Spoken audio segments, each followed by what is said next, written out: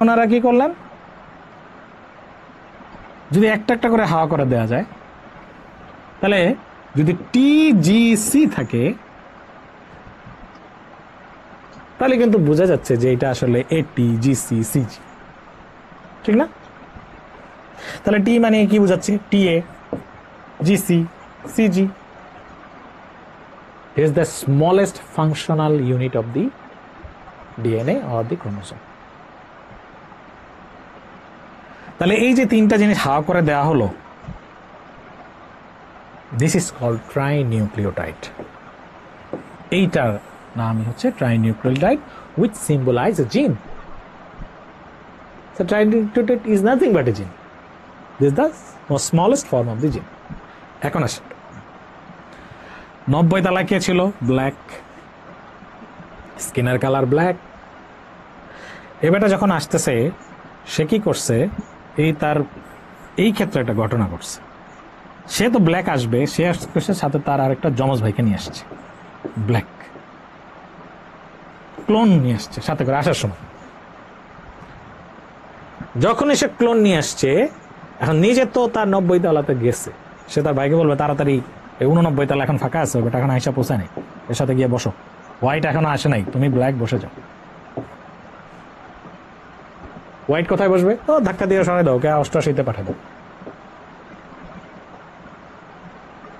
There will be problem. কারণ ওই 89 তলায় স্কিন কালার হোয়াইট হইতে হলে তার বন্ধু হোয়াইটকেই খুঁজে পেতে হবে, otherwise there will be problem in the skin color. Otherwise it will be changed, somehow it will be changed. That's why যখন বাচ্চাটা ভূমিষ্ঠ হইল, শ্বেতাঙ্গর ঘরে there is black baby, okay, there are social disorders, there is the problem. কেন আসলো? এই যে ট্রাইনিউক্লিওটাইড, সে একটা তার কপি নিয়ে আসছে, it repeats, that's why it makes a problem. This is called trinucleotide repeat disorders. একটা হইলে এই ঝামেলা, যদি দুইটা হয় তিনটা হয়, তাহলে এই ধরনের প্রবলেম যখন হবে, যে দুইটা নিয়ে আসছে, ব্ল্যাক একটা, 89-তে ব্ল্যাক, 88-তে ব্ল্যাক, ব্ল্যাক ব্ল্যাক ব্ল্যাক, চিন্তা করতে পারছেন আপনি যেই ক্রোমোজোমের ভেতরে এই ঘটনাটা ঘটতেছে তার এখানে কি প্রবলেম হচ্ছে? That chromosome will be in problem. এবং আলটিমেটলি ওই বাচ্চাটা যে কিনা তথ্য নিয়ে জন্মগ্রহণ করবে, তথ্য সংকটে বাচ্চাটা ডিজিজ হয়ে যাবে। এই ডিজিজটাকে বলা হয় মানে trinucleotide repeat disorders. So trinucleotide repeat disorders, এই ঘটনাটা যখন ঘটবে, এইটা যখন আপনার ধরেন, এই যে দেখ আমরা বলার চেষ্টা করছি যে হিস্টিডিন, তাই না? তাহলে হিস্টিডিন, তার পাশে ফ্ল্যাটে হিস্টিডিন, সেরিনের পাশে ফ্ল্যাটে সেরিন, গ্লুটামিনের পাশে ফ্ল্যাটে গ্লুটামিন। কিন্তু এই যখন আসছে, এই গ্লুটামিন তার দুইটা বন্ধুকে নিয়ে আসছে, আনার সাথে এখন ভ্যালিন তো তার বন্ধু ভ্যালিনকে পাচ্ছে না, আইসোলিউসিন তার বন্ধু আইসোলিউসিনকে পাচ্ছে না। There will be problem. কেন? Glutamine repeats.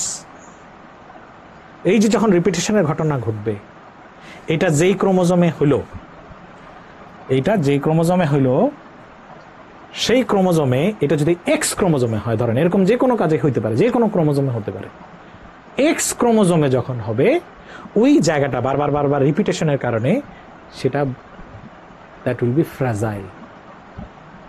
এটা কি চোখে দেখা যায় না? বাচ্চাটা মেন্টালি রিটার্টেড হলো। বাচ্চাটা যখন মেন্টালি রিটার্টেড হইল, এক্স ক্রোমোজোম দেখতে কিন্তু এক্স এর মতো না, এটা কিন্তু দেখতে আপনার এরকমই হবে, ঠিক আছে? কিন্তু রিপিট হয়েছে এখানে glutamine glutamine glutamine glutamine glutamine glutamine, ধরেন রিপিট হয়েছে 2-4 বার। তাহলে বাচ্চাটা মেন্টালি রিটার্টেড। বাচ্চাটা যখন মেন্টালি রিটার্টেড হইল, তখনই বাচ্চার কারণ খুঁজতে যাওয়া হলো, কেন, হোয়াট হ্যাপেন? তাহলে কি তার এটা সিজোফ্রেনিয়া? বাচ্চাদের তো সিজোফ্রেনিয়া ইজ নট কমন। তাহলে কি অটিজম, এডিএইচডি, আদার প্রবলেম, মানে that will make this patient. তখন আমরা কি করব? তার নিউরো ডেভেলপমেন্ট সিস্টেম চেক করব, ফ্যামিলি হিস্ট্রি নেব। মা বাচ্চাটার ফ্যামিলি হিস্ট্রি দিল, স্যার ওর বাবারও একটু সমস্যা আছে। তার দাদার কি সমস্যা ছিল? হ্যাঁ শুনেছি, ওর বাবা বলতো ওর বাবারও এরকম সমস্যা আছে। তাহলে আমরা একটা ফ্যামিলিয়াল ট্রেন্ড কিন্তু খুঁজে পেলাম। তখন ওই বাচ্চাটার যে ক্রোমোজোমগুলো সেগুলো ল্যাবরেটরিতে নিয়ে পরীক্ষা করা হলো। ইন ভিট্রো মিডিয়ায় গিয়ে দেখা গেল, যদি সেখানে গিয়ে দেখা যায় এক্স যে ক্রোমোজোমটা, এটার একটা পার্ট কেমন ভেঙে ভেঙে আসতেছে, তখন আমরা বুঝে ফেলবো এই ডিজিজটা আর কিছুই না, এটার কারণ হচ্ছে ফ্র্যাজাইল এক্স সিনড্রোম। যেখানে এক্সটা ফ্র্যাজিলিটি শো করছে, ডিউ টু যেইখানে রিপিটেশন হয়েছে ওই জায়গাটা ফ্র্যাজিলিটি শো করছে। তাদের সাধারণত কি থাকে? তাহলে fragile X syndrome is an example of trinucleotide repeat disorder, এবং এটা একটা স্ট্রাকচারাল প্রবলেম। এই কথাটুকু যেন আপনার ব্রেনে সবসময় থাকে। এটা অটোজোমাল ডমিনেন্ট না, এটা রিসেসিভ না, এটা সাইটোজেনিক ডিসঅর্ডার যার ভেতরে কি থাকে? ফ্র্যাজিলিটি থাকে। এবং এটা কেন হয়েছে? তার ভেতরে ট্রাইনিউক্লিয়েটাইডগুলো রিপিট হয়েছে। এই কথাটা যাতে আপনি না বলেন, এটা হলো মূল কথা। এর সাথে হচ্ছে আপনার এই পেশেন্টগুলো ফিচার সাধারণত elongated face, large prominent ears, higher palate. Okay, ঠিক আছে? এই পেশেন্টগুলোর look at this person, you know ফিলিপস। তাহলে তাই সেই লোকটা কি মানে মেন্টালি রিটার্ডেড ছিল? তাহলে তাকে বলা দানব। পৃথিবীতে সে যত পরিমাণ ফার্স্ট হয়েছে তার সারা লাইফে এবং যত অ্যাওয়ার্ড পেয়েছে, it is very hard to, এটা মানে জল দানব বলা হয়। তাহলে সে তো মেন্টালি ভালোই ছিল। Actually it depends upon the number of repetition. Mentally যদি তার কোনো ইয়ে থাকে, সাবনর্মালিটি থাকে, ধরেন দাদার ছিল একটা রিপিটেশন হয়েছে, দাদা ছিল বোকা, বাবার 2টা রিপিটেশন, বাবা বোকা বোকা, ছেলের 3টা রিপিটেশন, ছেলে বোকা বোকা বোকা। ওকে, নাতির 5-6টা রিপিটেশন হয়েছে, কি বিশ্ব বোকা। So the mental subnormality or abnormality depends upon the, তাহলে ট্রাইনিউক্লিয়েটেড রিপিটের ক্ষেত্রে এই যে ঘটনাটা ঘটছে, দিস ইজ কল অ্যান্টিসিপেশন। ওকে, আমাদের ওইটা মনে রাখবেন যে it depends upon the number of repetition of the জিন। তাহলে ট্রাইনিউক্লিয়েটাইড বুঝলেন, এবং ট্রাইনিউক্লিয়েটাইড রিপিট আশা করি আপনি বুঝেছেন। যদি না বুঝে থাকেন তাহলে আবার একটু রিওয়াইন্ড করে বিষয়টা বোঝার চেষ্টা করুন। তাহলে আমরা ফ্র্যাজাইল এক্স সিনড্রোমকে কখনো অন্য কোনো ডিজিজের মধ্যে ঢোকাবো না। সো ডিএনএ নিয়ে কিছু শিটে কথা আছে, এগুলো আপনারা দেখবেন, এবং আমার মনে হয় যে আমরা একটু সামনে যাই এর ভেতরে, তাহলে এই জিনিসটা দেখবেন। সেটা হলো পিউরিনস অ্যান্ড পাইরিমিডিনস। ওকে, তাহলে পাইরিমিডিনস, তাহলে পিওনিন হচ্ছে অ্যাডিনিন আর গুয়ানিন, আর সাইটোসিন থাইমিন যদি থাকে সেদেরকে আমরা বলবো হচ্ছে তাহলে আমরা এই কথাগুলো অলরেডি পড়ে ফেছি। Replication, transcription, translation. Okay, translation দিয়ে আলটিমেটলি আমরা কি পাই? ট্রান্সলেশন দিয়ে আমরা হচ্ছে অ্যামাইনো অ্যাসিড বা প্রোটিন তৈরি হয়। ওকে, এই কথাটা আমরা মাথায় রাখবো। তারপরে আমরা একটু পরে আমাদের জিনের কথা বলেছিলাম। জিনের কথা মনে রাখবেন, জিন may be silent and it may B active. ঠিক আছে, জিন মে বি সাইলেন্ট অ্যান্ড জিন মে বি অ্যাক্টিভ। এবং শুধুমাত্র যারা অ্যাক্টিভ তারাই কিন্তু ট্রান্সক্রিপশনে যায়, তারা তথ্য প্রডিউস করতে পারে। আমাদের শরীরেতে বলা হয় এরকম প্রায় 1 লক্ষের বেশি জিন আছে, যেগুলোর মাত্র 30,000কে খুঁজে পাওয়া গিয়েছে, 70,000কে ট্রেস আউট করা যায়নি, তাদের কাজ বোঝা যায়নি। তবে সব কিছুই জিন নির্ভর। আপনার অ্যাটিটিউড, আপনার কথা, আপনার সব কিছু মিলিয়ে একটা জেনেটিক কিন্তু একটা ডিসপোজিশন থাকে। মানুষ হয়তো বা সবগুলোকে আমরা আইডেন্টিফাই করতে পারিনি। যাদেরকে পেরেছি তাদের বলা হয় যে যারা অ্যাক্টিভ জিন, ইনঅ্যাক্টিভ জিন কখনো আসলে শরীরের মধ্যে ট্রান্সক্রিপশনে যেতে পারে না। তাহলে এটা ছিল এখানকার একটা তথ্য। এবং এগুলোর জন্য নাইট্রোজেনাস বেজ, ঠিক আছে, নাইট্রোজেনাস বেজ বলা হয় প্রায় 30 বিলিয়ন নাইট্রোজেনাস বেজ আমাদের শরীরে আছে, এই জিনগুলো তৈরি করে। কিন্তু মেল ফিমেল যে ডিফারেন্স, একটা মজার কথা বলি, সেটা হচ্ছে what is the difference, how much the difference between a male and a female, how much the difference? Only point, male হলো 99.99%,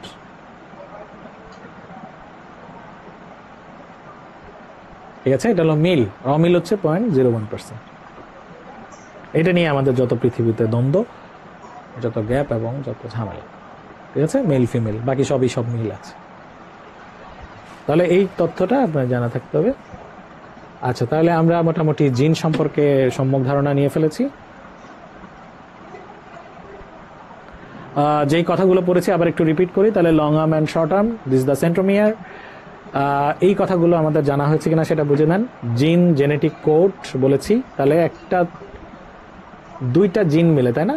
এই একটা জিন তার পাশের ফ্ল্যাটের দুটো মিলে যেই তথ্যটা ক্যারি করে, this is call genetic code. ঠিক আছে, এই দিস ইজ কল জেনেটিক। এইভাবে সারা শরীরে টোটাল যা আছে সামেশন, ইজ কল সামেশন। ওকে, এইটাকে বলা হয় জিনোম। সারা বডিতে যত তথ্য, চোখ, নাক, মুখ, কান, গলা, পেট, হ্যাঁ, এভরি ইনফরমেশনস। লোকাস তো লোকাই বলেছি, তার বসত বাড়ি। জেনোটাইপ, ফেনোটাইপ এখনই বলবো। হোমোজাইগাস, হেটেরোজাইগাস বলেছি। বার বডির কথা আপনাদেরকে আরেকটু বলবো।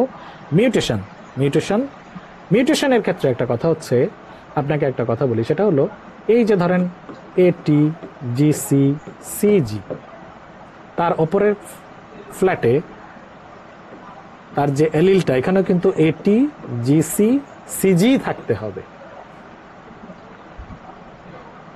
কোনো কারণে এই যে জিসির জায়গায় সে কি হয়ে গেছে,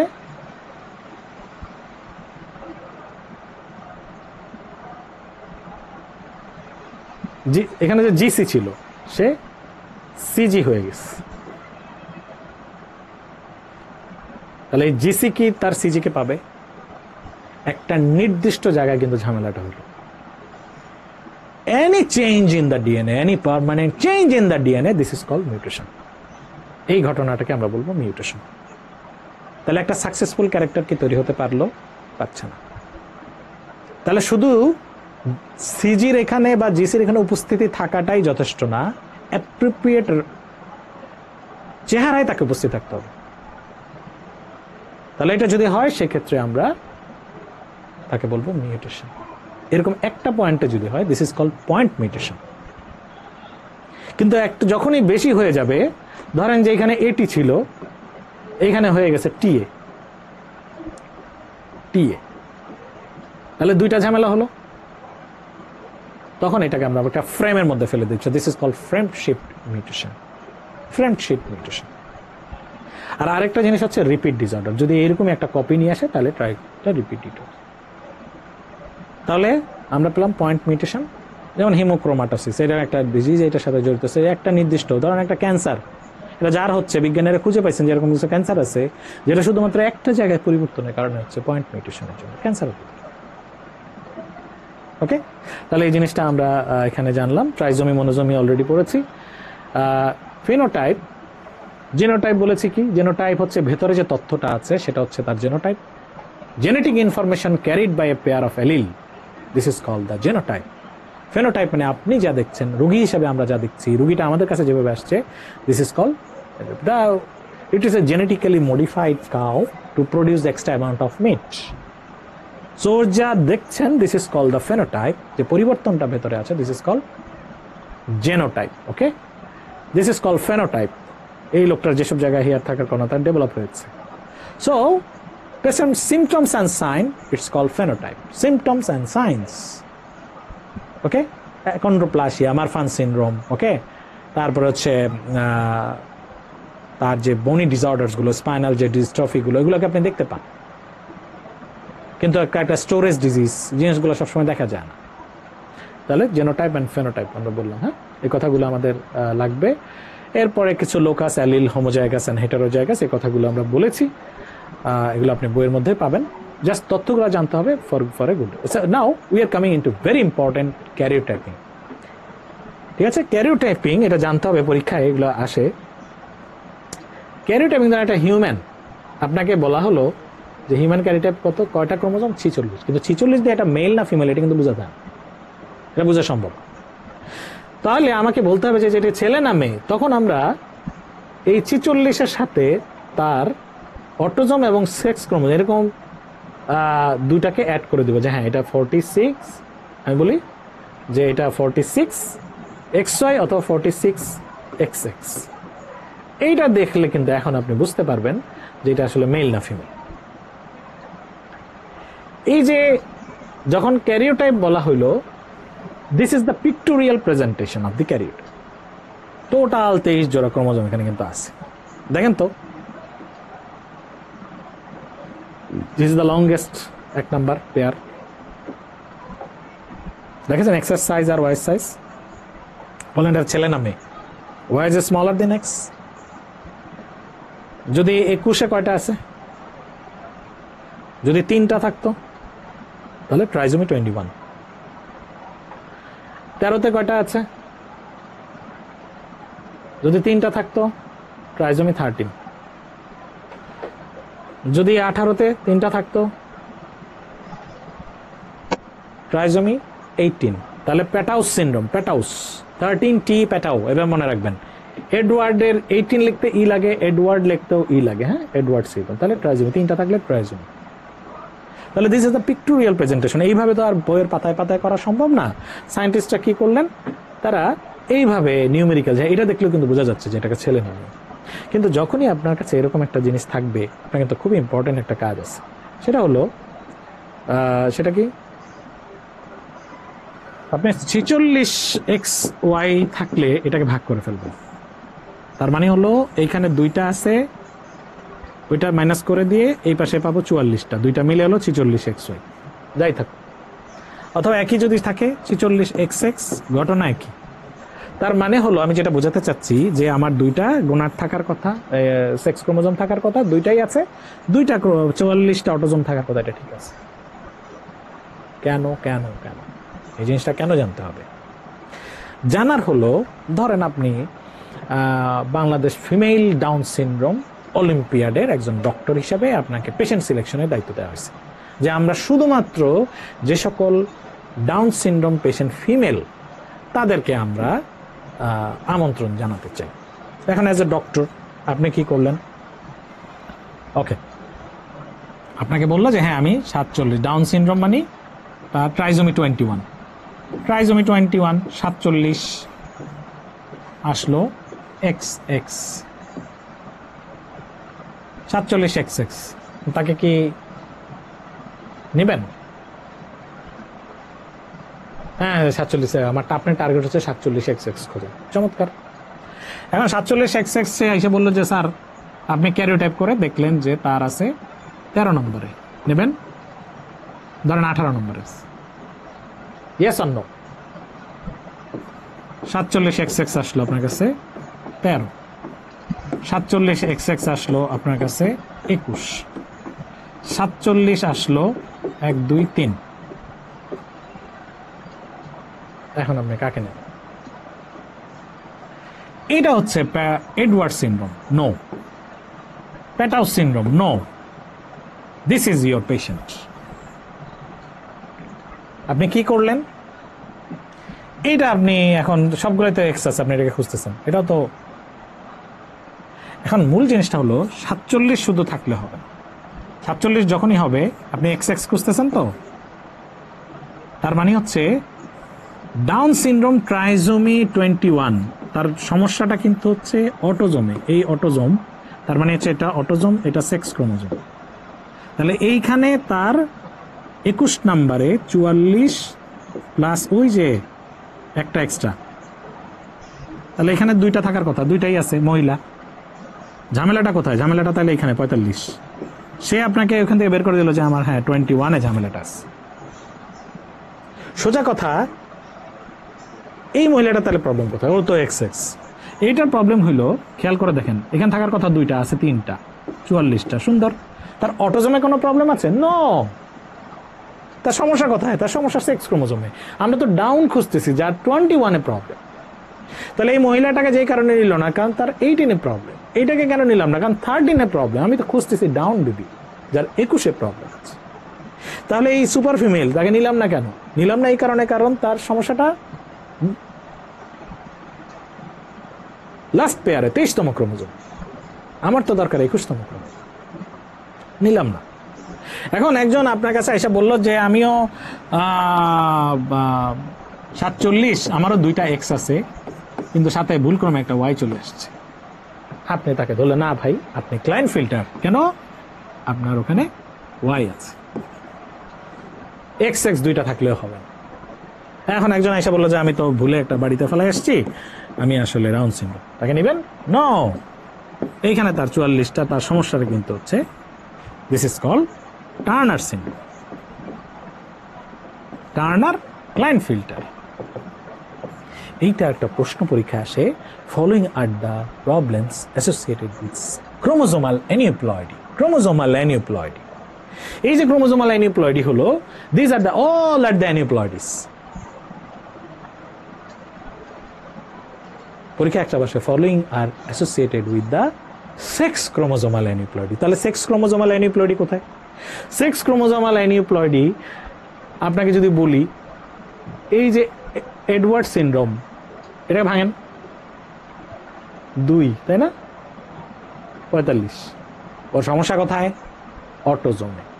সেক্স ক্রোমোজোম প্রবলেম আছে? No. Patau's syndrome, problem within the autosome. Down syndrome, problem within the autosome. আমরা খুঁজতেছি sex chromosomal aneuploidy. This are our answer. Super female, sex chromosomal Klinefelter, sex chromosomal aneuploidy. Aneuploidy মানে কম বা বেশি হওয়া, Turner syndrome. বুঝতে পেরেছেন? যদি এটা বুঝে থাকেন তাহলে কিন্তু আমরা আমাদের মূল 2টা প্রশ্নের উত্তর কিন্তু পেয়ে যাব। এখন তৃতীয় যে কথাটা আপনাকে আমি বলি সেটা হলো, এখানে একটা খুবই গুরুত্বপূর্ণ প্রশ্ন আপনাকে আমি বলবো, সেটা হলো এই যে 46, এদের সমস্যাটা কোথায়? এই যে 47 সুপার ফিমেল, সুপার ফিমেলের প্রবলেম কি আসলে? তার তো 2টা, একটা এক্সট্রা এক্স আসছে। দেখেন তো ক্লাইনফিল্টারের প্রবলেম কি? একটা এক্সট্রা এক্স আসছে। টার্নারের সমস্যা কি? একটা এক্স নাই। যত ঝামেলা হচ্ছে এক্স এর থাকা না থাকা দিয়ে। তার মানে হলো আসলে আপনার আমার সকলেরই একটা এক্স, সকল মানুষের একটা এক্স প্রয়োজন। এর বাইরে বর্ধিত যা কিছু থাকবে সেটাই হচ্ছে বার বডি। কোন বার বডি? ওই যে is a heterochromatin which is genetically inert.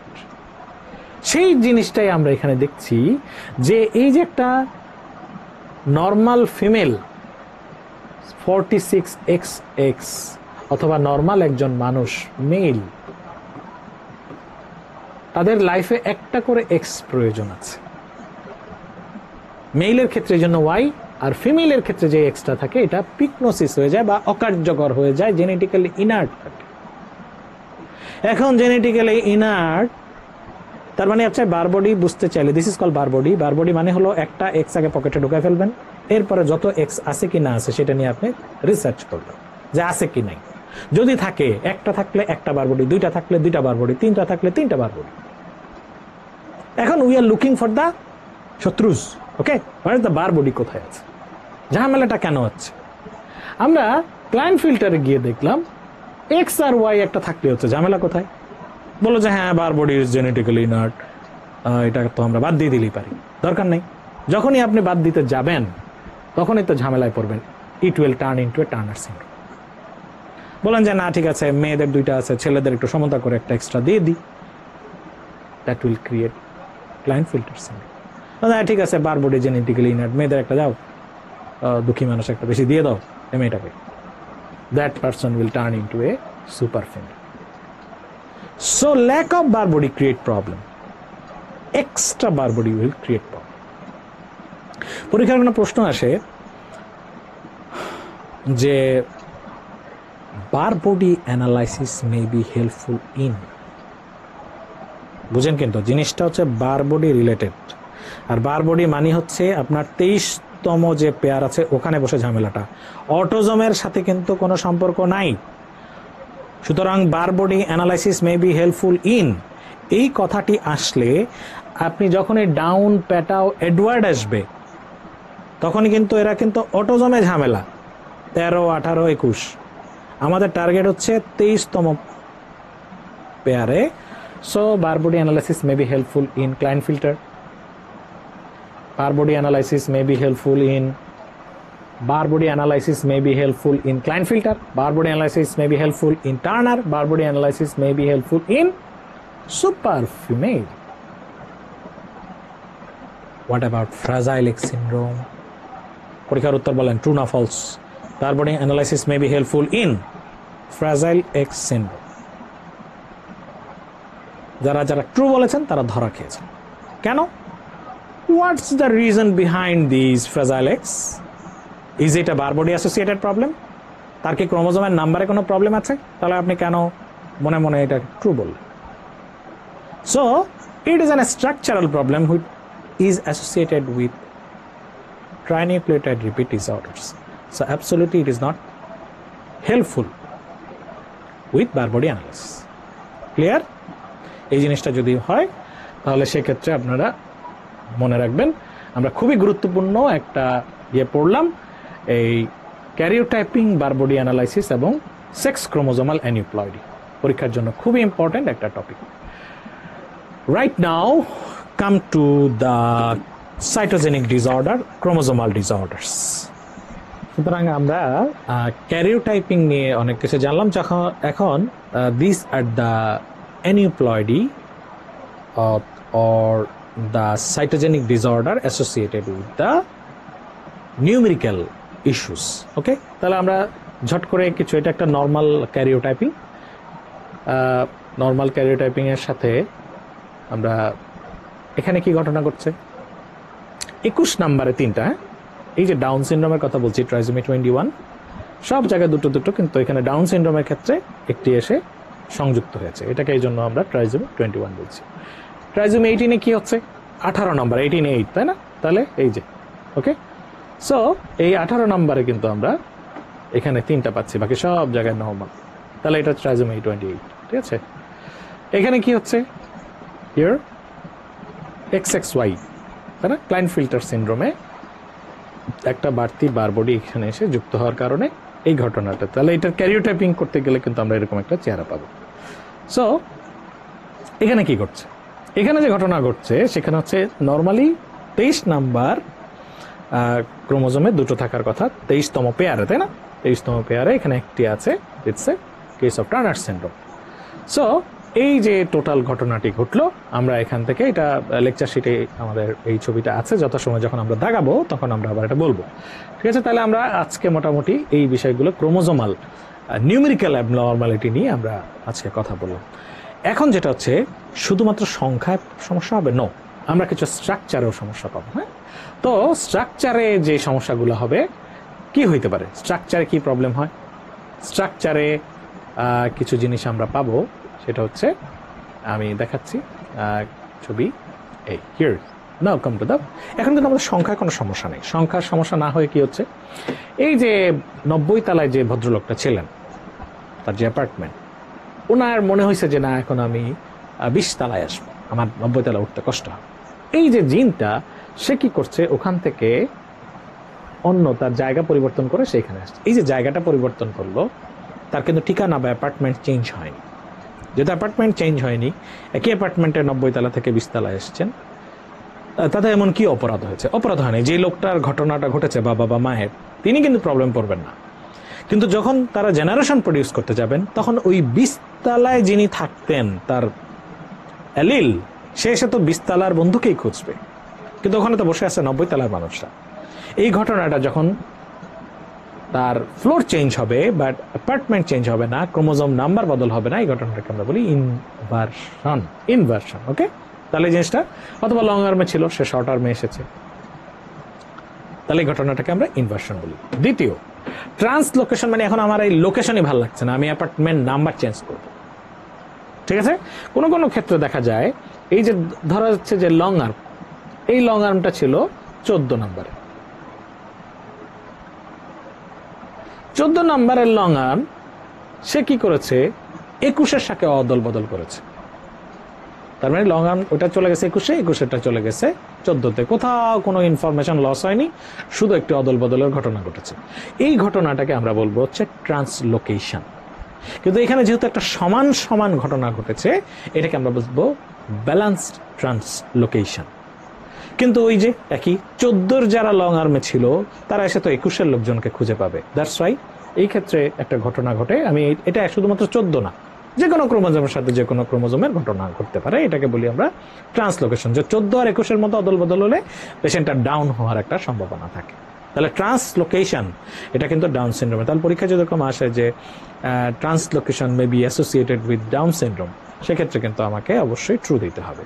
Number 3-তে ঘটনা ঘটছে, এখন তো আমরা অদল বদলে এখানে on sudden any type of toxin অথবা কোনো ড্রাগস অথবা কোনো রেডিয়েশন হোয়াট এভার যে কোনো কারণেই পার্ট অফ ক্রোমোজোম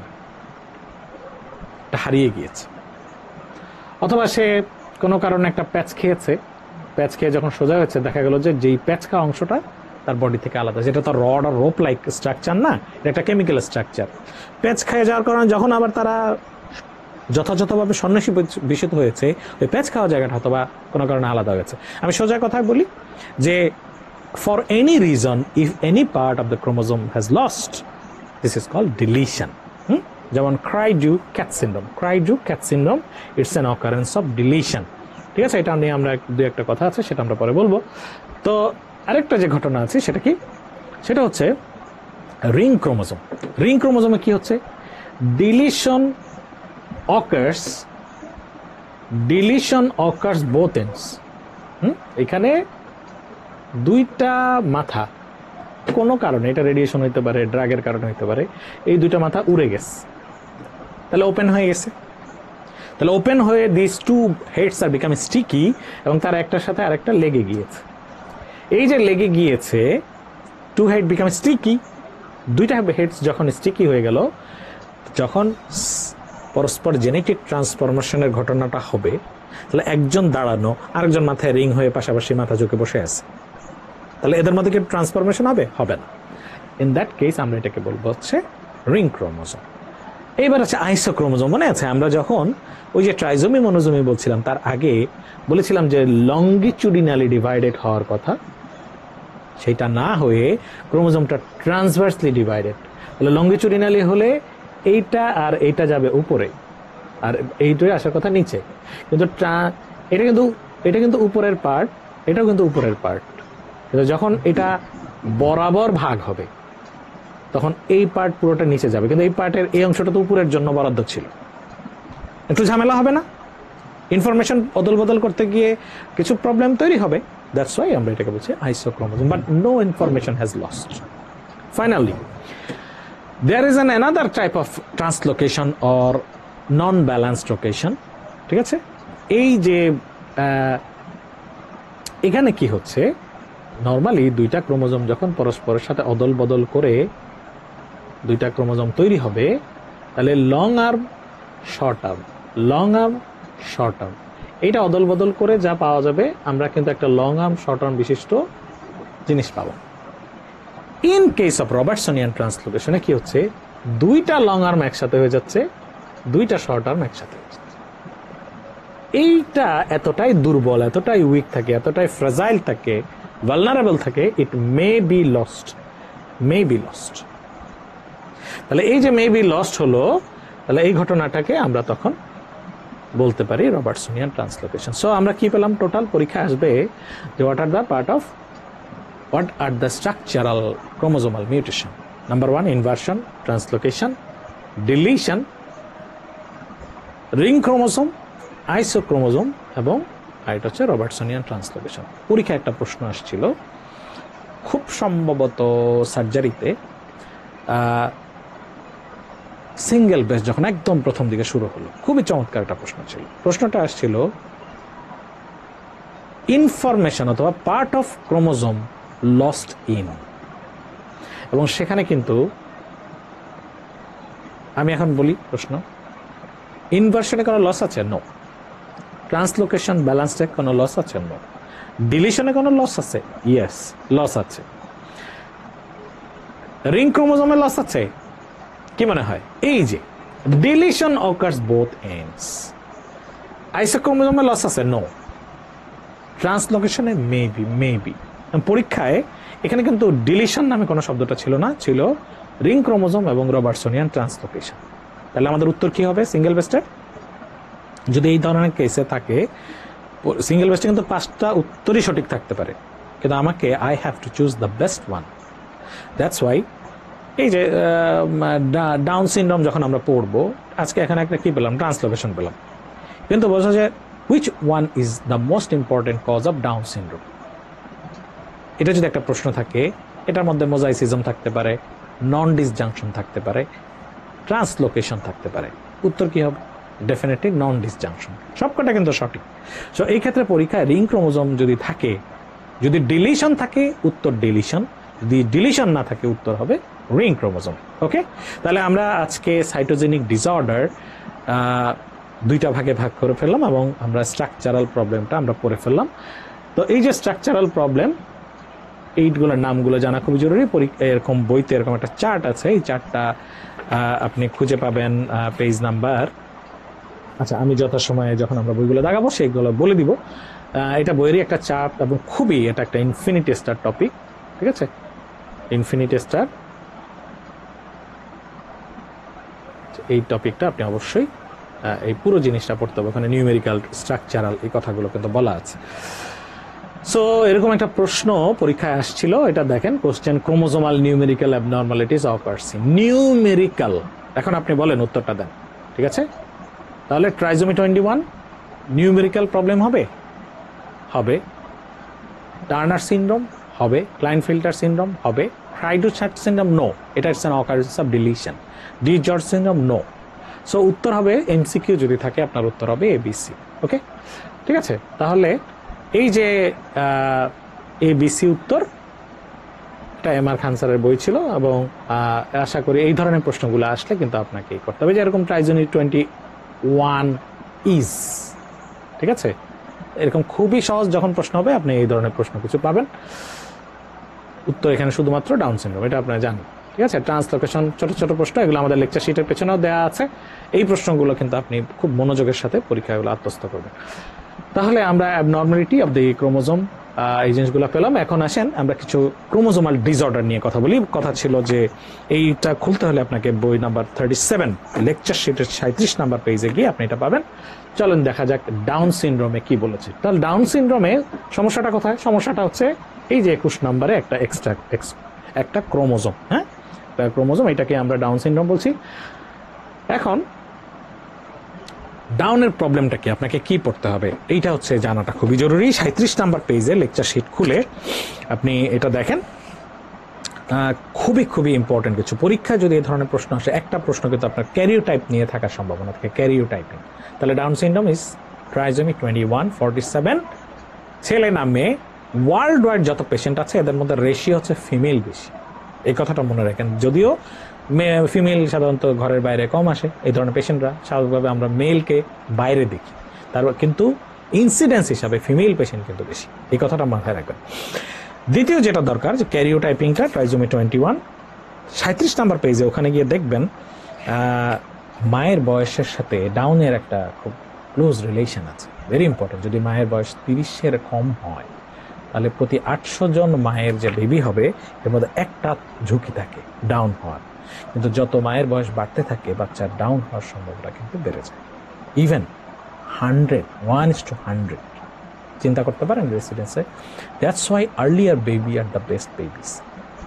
এবং শুধু তাই না, নট অনলি ডাউন, এইটার সাথে কিন্তু ফ্রিকোয়েন্টলি রিলেটেড উইথ, আপনাকে আমি বলি ম্যাটার্নাল এইজের সাথে পরের লাইনটাতে পাবেন আপনি হাইড্রোসেফালাস, অ্যানানসেফালি, অ্যাকন্ড্রোপ্লাসিয়া, ইভেন বাবার এইজের সাথে সম্পর্কিত। এর সাথে আপনি যোগ করে নিতে পারেন প্যাটাউস সিনড্রোম, এডওয়ার্ড সিনড্রোম। এই দুইটাও কিন্তু ম্যাটার্নাল এইজের সাথে খুব ক্লোজলি রিলেটেড। সুতরাং ঝুঁকি তো 30-এর আগেই যে বেবিগুলো থাকে সাধারণত তারা ঝুঁকি। এটার কারণ কি জানেন? এর কারণ হচ্ছে যে মায়ের যে ওভামগুলো আছে, সে 20 বছরের ওভাম থাকুক, প্রতিটা মেনস্ট্রুয়াল সাইকেলে তো একটা পরিবর্তন আসে, আবার সেখানে নতুন ওভাম তো সে রেডি হয় ফর দি নেক্সট এপিসোড। কিন্তু এই যে ওভামগুলো শেড হয়ে যাচ্ছে তার নির্দিষ্ট টাইমে পরে, মান্থলি শেডিং হচ্ছে, 20 বছরের হোক, 30 বছরের হোক, আর 40 ইয়ার্সে হোক, তাদের সকলের জন্ম কিন্তু হয়েছিল একই সাথে, ঠিক আছে? কিন্তু এই যে লেট এইজের যে ওভামগুলো, তারা কিন্তু বিভিন্ন ঝড় ঝঞ্ঝা, nutrition, malnutrition, drugs, toxin, stress, lots of factors they have to face. That's why their fragility-টা, their vulnerability-টা অনেক বেশি থাকার সম্ভাবনা থাকে। That's why earlier baby, কোনো কিছুর জন্য কোনো কিছু থামিয়ে না রাখা ভালো। এক্ষেত্রে কজের কথা বলেছিলাম, নন ডিসজাংশন 94% কেসে, মোজাইসিবন, রবার্টসনিয়ান ট্রান্সলোকেশন, এরকম কিছু ঘটনা এখানে আছে। যদি পরীক্ষা সিঙ্গেল বেস্ট আছে, আপনার উত্তর আপনি জানেন। সো কিছু নিউমেনিক্স আছে, এটা 38 নাম্বার পেজে গিয়ে দেখেন, এখানে ছবি দেওয়া আছে, খুবই ইম্পর্টেন্ট, খুবই ইম্পর্টেন্ট, কোনো কিছু বাদ দেওয়ার সুযোগ নেই। এখানে ক্লিনিক্যাল ফিচারে ছবির উপরে পাবেন, নিচে গিয়ে দেখেন নিউমোনিক্স আছে, ডান পাশে বক্স আছে। আবার 39 নাম্বার পেজে স্পেশালি নেলসন থেকে নেওয়া কিছু ভাগ ভাগ করা আছে, বিশেষ করে যারা পেডিয়াট্রিক্সে আছেন, আপনি ক্লোজলি এই জিনিসটুকু পড়ার পরে 38 নাম্বার যখন পড়ে যাবেন, এই নলেজটাকে তখন আপনি পার্শিয়ালি ভাগ করবেন, কোনটা নার্ভাসের, কোনটা ক্রেনিওফেশিয়াল প্রবলেম, কোনটা মাস্কুলোস্কেলেটাল প্রবলেম, কোনটা জিআই প্রবলেম। তাহলে এটা মোর আইডেন্টিফাই, কারণ আপনি যখন part 1 specifically you will appear in the part 1 paediatrics, in that time আপনাকে কিন্তু আরও স্পেসিফিক্যালি জানতে হবে। তার অর্থ এটা নয় যে আমি অন্য সাবজেক্টে আছি, আমার জন্য স্পেসিফিক জানাটা জরুরি। এটা হচ্ছে পুরোটাই আপনার পছন্দের উপরে, কিন্তু নির্দিষ্ট হবে এখানে আপনার সাথে রিলেটেড যদি থাকে, আপনাকে আরও মেটিকুলাসলি জানতে হবে, বিশেষ করে আপনার ইয়ের সাথে স্পেসিফিক, যেমন মেডিসিনের তার নির্দিষ্ট কিছু জিনিস প্রয়োজন, হ্যাঁ, তাকে তার মতো ওই জায়গাটাকে বেশি ফোকাস করতে হবে, তেমনি আপনি আপনার সাবজেক্ট অনুযায়ী এই জায়গাটাকে ফোকাস করবেন। এখন আমি যে কথাটা বলার চেষ্টা করছি সেটা হলো ডাউন সিনড্রোম। সব কিছু মনে রাখবেন, এভরিথিং ইজ একটা ডাউনড কন্ডিশন, কম, ঠিক আছে। So mental retardation near about almost all the cases, 99% কেসে। আমি আপনাকে 38 নাম্বার পেজের বা ছবিটার উপরে যে অংশটা, সেটার দিকে মনোযোগ আকর্ষণ করছি। শর্ট স্ট্রেচার হবে, হাইপোটোনিয়া, ওকে, ক্রেনিওফেশিয়াল অ্যাবনর্মালিটিস, তারপর হচ্ছে ম্যাক্রোগ্লোসিয়া, দেখেন সিমিয়ান পামার ক্রিজেস। এই ডাউনের বাচ্চাদের কনজেনিটাল হার্ট ডিজিজ থাকে। আপনাকে আমি একটা ছোট জিনিস একটু লিখিয়ে দিতে চাই, এটা 40 নাম্বার পেজে গিয়ে আপনি নোটটা করবেন। পরীক্ষায় ধরেন অনেক ধরনের সিনড্রোম নিয়ে আলাপ হবে, তাহলে এই যে সিনড্রোম নিয়ে আলাপ হচ্ছে, সিনড্রোমিক বেবিদের ক্ষেত্রে 4-5টা কথা সব সময় মনে রাখবেন যে এইটা এদের থাকতে পারে। সিনড্রোমিক বেবিদের এই প্রবলেমটা আসলে ফলস দেওয়ার আগে খুব চিন্তা করে দেবেন। আমি আপনাকে বলছি না যে এটা থাকবেই, বাট এই সিনড্রোমিক বেবিদের নাম্বার 1 কি প্রবলেম থাকতে পারে জানেন? এদের মেন্টাল রিটার্ডেশন থাকতে পারে। নাম্বার 2, সিনড্রোমিক বেবি যারা আছে, জেনেটিক সিনড্রোম, এদের ক্রেনিওফেশিয়াল অ্যাবনর্মালিটিস থাকতে পারে, থাকার সম্ভাবনা বেশি। নাম্বার 3 হচ্ছে যারা সিনড্রোমিক বেবি, এদের হচ্ছে কনজেনিটাল হার্ট ডিজিজ থাকতে পারে, যে ফরম্যাটে হোক কোনো না কোনো একটা কনজেনিটাল হার্ট ডিজিজ থাকতে পারে। 4 নাম্বার হচ্ছে এদের শর্ট স্টেচার থাকে, ঠিক আছে, গ্রোথ রিটার্ডেশন থাকতে পারে সিনড্রোমিক বেবিতে। 5ম হচ্ছে এদের ক্রেনিওফেশিয়াল অ্যাবনর্মালিটিস বলেছে, তাই না? তাহলে আরেক শর্ট স্টেচার, পলিড্যাকটাইলি, হাতের আঙ্গুল বা এগুলো থাকতে পারে। হ্যাঁ, এই জিনিসগুলো একটু মাথায় রেখে আপনি পড়েন। কি পড়বেন চলেন আমরা ডাউন দেখি, তাহলে আমাদের কথার সাথে মেলে কিনা। ডাউন সিনড্রোম, আপনি ছবিটার দিকে তাকালে, এই ছবিটার দিকে তাকান, ঠিক আছে, দেখেন এটা বাচ্চাটা গ্রোথ রিটার্ডেশন আছে, তাই না? গ্রোথ রিটার্ডেশন আছে। হার্টের দিকে তাকানো। আরেকটা হচ্ছে সিনড্রোমিক বেবিদের গ্যাস্ট্রোইন্টেস্টাইনাল জিআই প্রবলেম থাকতে পারে, ওকে, জিআই প্রবলেম থাকে। তাহলে চলেন দেখি আমাদের কথার সাথে মিল আছে কিনা। এই যে হার্টে দেখেন জিআই প্রবলেম আছে, ঠিক আছে। এইগুলো কিন্তু সব তথ্যগুলো আপনি বইটার ভিতরে পাবেন। ওদের কিন্তু বিগ টোজ ওয়াইডলি স্পেস থাকে, তাহলে তাদের কিছু ফিঙ্গার নেইলসের কিছু প্রবলেম এখানে থাকে। তাহলে এই বাচ্চাটার ম্যাক্রোগ্লোসিয়া, হ্যাঁ, দেখতে মনে হচ্ছে ডাউন, তাই না? আচ্ছা, তা সেক্ষেত্রে এটা একটা অরিজিনাল ডাউন বেবি, এবং এরা কিন্তু শর্ট স্ট্রেচার হয়, মেন্টালি রিটার্ডেড, কথা আগেই বলেছি, এই কথাগুলো মাথায় রাখতে হবে আপনাকে, হ্যাঁ। দ্যাটস ওয়াই এই 39 নাম্বার পাতা এখানে এত নিউমোনিক্স এগুলো দেওয়ার অর্থ হচ্ছে আপনার জানেন একটি ক্যারেক্টারিস্টিক্স পরীক্ষা, আপনি জানেন যে পরীক্ষা এখান থেকে প্রশ্ন আসবে, এই কথাটা মনে রাখবেন। এই ক্ষেত্রে এই 38-39 এর ভেতরে এইগুলো পড়ার পরে আপনি 40 নাম্বারে গিয়ে এখানে আরো কিছু জিনিস আছে, ওই একই কথায় ঘুরে ফিরে পড়ার যদি আপনার লিস্ট থাকে, এই লিস্টগুলোকে আপনি তখন সিস্টেম অনুযায়ী ভাগ করে ফেলবেন। কোনোটা আপনার জিআই সিস্টেম, কোনোটা নার্ভাস সিস্টেম, কোনোটা হেমাটোলজিক্যাল সিস্টেম, কোনটা এন্ডোক্রাইন অ্যাসোসিয়েটেড ডিসঅর্ডার্স, ঠিক আছে। সো এই জিনিসগুলো একটু মাথায় রেখে স্ক্রিনিংটা হচ্ছে ডাউনের জন্য খুবই ইম্পর্টেন্ট। স্ক্রিনিং এর ভেতরে এই জিনিসটা আপনি 40 নাম্বার পেজে খুঁজে পাবেন। প্রথম কথা হচ্ছে কখন কখন করা হয়, ফার্স্ট ট্রিমেস্টারে করা হয়, সেকেন্ড ট্রিমেস্টারে করা হয়, এটা হচ্ছে পরীক্ষার জন্য আপনার জানার বিষয়। দ্বিতীয় হচ্ছে কোন উইকসে করা হয়, তাহলে এটা হচ্ছে জানার বিষয়। তাহলে ফার্স্ট ট্রিমেস্টারে 11 থেকে 14, 13 থেকে 20। এখন আসেন কি কি জিনিস আমরা দেখতে পারি। নিউক্লিয়ার ট্রান্সলুসেন্সি দেখি, হিউম্যান এই HCG লেভেল দেখি, এবং হচ্ছে এই প্যাপ এ দেখা হয়, প্রেগন্যান্সি অ্যাসোসিয়েটেড প্লাজমা প্রোটিন। তাহলে ফার্স্ট ট্রিমেস্টারে এটা দেখি, আর সেকেন্ড ট্রিমেস্টারে আমরা ট্রিপল টেস্ট করি। এই ট্রিপল টেস্টের নামটা আপনাকে জানতে হবে, ইন্টারপ্রিটেশন। সব জায়গায় ধরেন ঝামেলা হলে আলফা ফিটোপ্রোটিন বেড়ে যায়, কিন্তু ডাউনের বেবি যেহেতু গ্রোথ রিটার্ডেশন আছে, সেক্ষেত্রে তার আলফা ফিটোপ্রোটিন লেভেলটা কিন্তু আমরা কম পাবো। আর এর সাথে আপনি HCG, আলফা ফিটোপ্রোটিন, আনকনজুগেটেড স্ট্রেল। এবং এই বাচ্চাগুলো সাধারণত প্রথম বছরেই মারা যায়। যারা বেঁচে থাকে তারা আমাদেরকে পেশেন্ট হিসাবে আমরা পরবর্তীতে তাদেরকে পেয়ে থাকি। তাহলে এই হচ্ছে সব মিলিয়ে ডাউনের কথাগুলো। ডাউনের পরপরই ইম্পর্টেন্ট যেই চ্যাপ্টার যেটা আসবে, এর মধ্যে ডাউনের কিছু প্রশ্ন আছে, এগুলো আপনি আপনার লেকচার শিটেই পাবেন। আমরা ওই আলোচনায় না গিয়ে ক্যারিওটাইপ আসতে পারে, ডাউনের রিলেটেড প্রশ্ন, ফিচার, আপনি যত প্রশ্ন দেখবেন এগুলো কিন্তু ক্যারেক্টারিস্টিক্সের সাথে সম্পর্কিত। ঠিক আছে, ওয়েদার ইন দ্য ক্যারেক্টারিস্টিক্স, বেশিরভাগই ক্যারেক্টারিস্টিক্স। আপনাকে একটা কোশ্চেন স্যাম্পল আমি দেখাই। এটা কি আছে দেখেন, ডাউন সিনড্রোম রেসিডেন্সির একটা প্রশ্ন দেখাই। যেহেতু আমি বলেছি আপনাকে Down syndrome may be associated with endocardial cushion abnormality, okay, bronchiectasis, congenital duodenal atresia, বলছিলাম জিআই প্রবলেম, তাই না? Endocardial cushion abnormality, systemic hypertension, ঠিক আছে, আর এটা হচ্ছে হাইপোথাইরয়েডিজম। তাহলে আপনি যখন ক্যারেক্টার, প্রত্যেকটা জিনিস এই শীটের ভেতরে আপনি খুঁজে পাবেন। হাইপোথাইরয়েডিজম, আরেকটা জিনিস মনে রাখবেন, সেটা হচ্ছে ডাউনের বেবিদের সাথে তো ওয়ালে প্রবলেম থাকে, হার্টের ওয়ালে প্রবলেম, আর টার্নার পেশেন্টে ভালভুলার ইস্যুগুলো বেশি থাকে। ঠিক আছে, এইভাবে জিনিসগুলো মনে রাখার চেষ্টা করবেন। তাহলে ওয়ালের ভেতরে আপনি ডাউনের পেশেন্টের কি থাকে, সাধারণত অ্যাট্রিয়াল সেপ্টাল ডিফেক্ট থাকবে, তার প্যাটেন্ট ডাক্টার্স আর্টারিওসাস থাকে, এবং ফেলোস টেট্রালজি আমরা এই ক্ষেত্রে পাবো। এই তিনটা জিনিস হচ্ছে ডাউনের। খুব স্পেসিফিক্যালি কিন্তু আপনাকে এই তিনটা কথা মনে রাখতে হবে। ক্রেনিওফেশিয়াল অ্যাবনর্মালিটিস থাকে, তাদের ট্রাকিও ইসোফিজিয়াল ফিস্চুলা থাকে। তাহলে এই পেশেন্টের কিন্তু আমরা, তাহলে ওই যে কথা বললাম যে সিন্ড্রোমিক বেবিদের ইউজুয়ালি এই সমস্যাগুলো থাকে, তাই সব কয়টা কিন্তু ডাউনের আছে। ওকে, তাহলে এই ধরনের এর প্রশ্নগুলা কিন্তু আপনার যে কোনো জায়গায় থাকতে পারে, যে কোনো জায়গায় থাকতে পারে।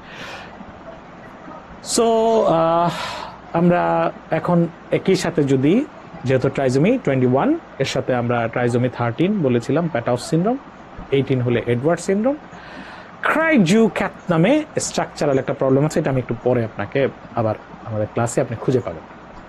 এখন আসেন আমরা যে কথাটা বলছিলাম, আগে আমরা একটা টার্নারটা দেখে আসবো। ওকে, টার্নারের সমস্যাটা কি বলেন? টার্নারের সমস্যাটা হচ্ছে তার এই যে 23 নম্বরে একটি মাত্র chromosome, there is a missing chromosome আছে, loss of the second sex chromosome. এখানে ওয়াই অথবা এক্স থাকার কথা ছিল, নাই। সো আলটিমেটলি কি হবে, she is an incomplete human being.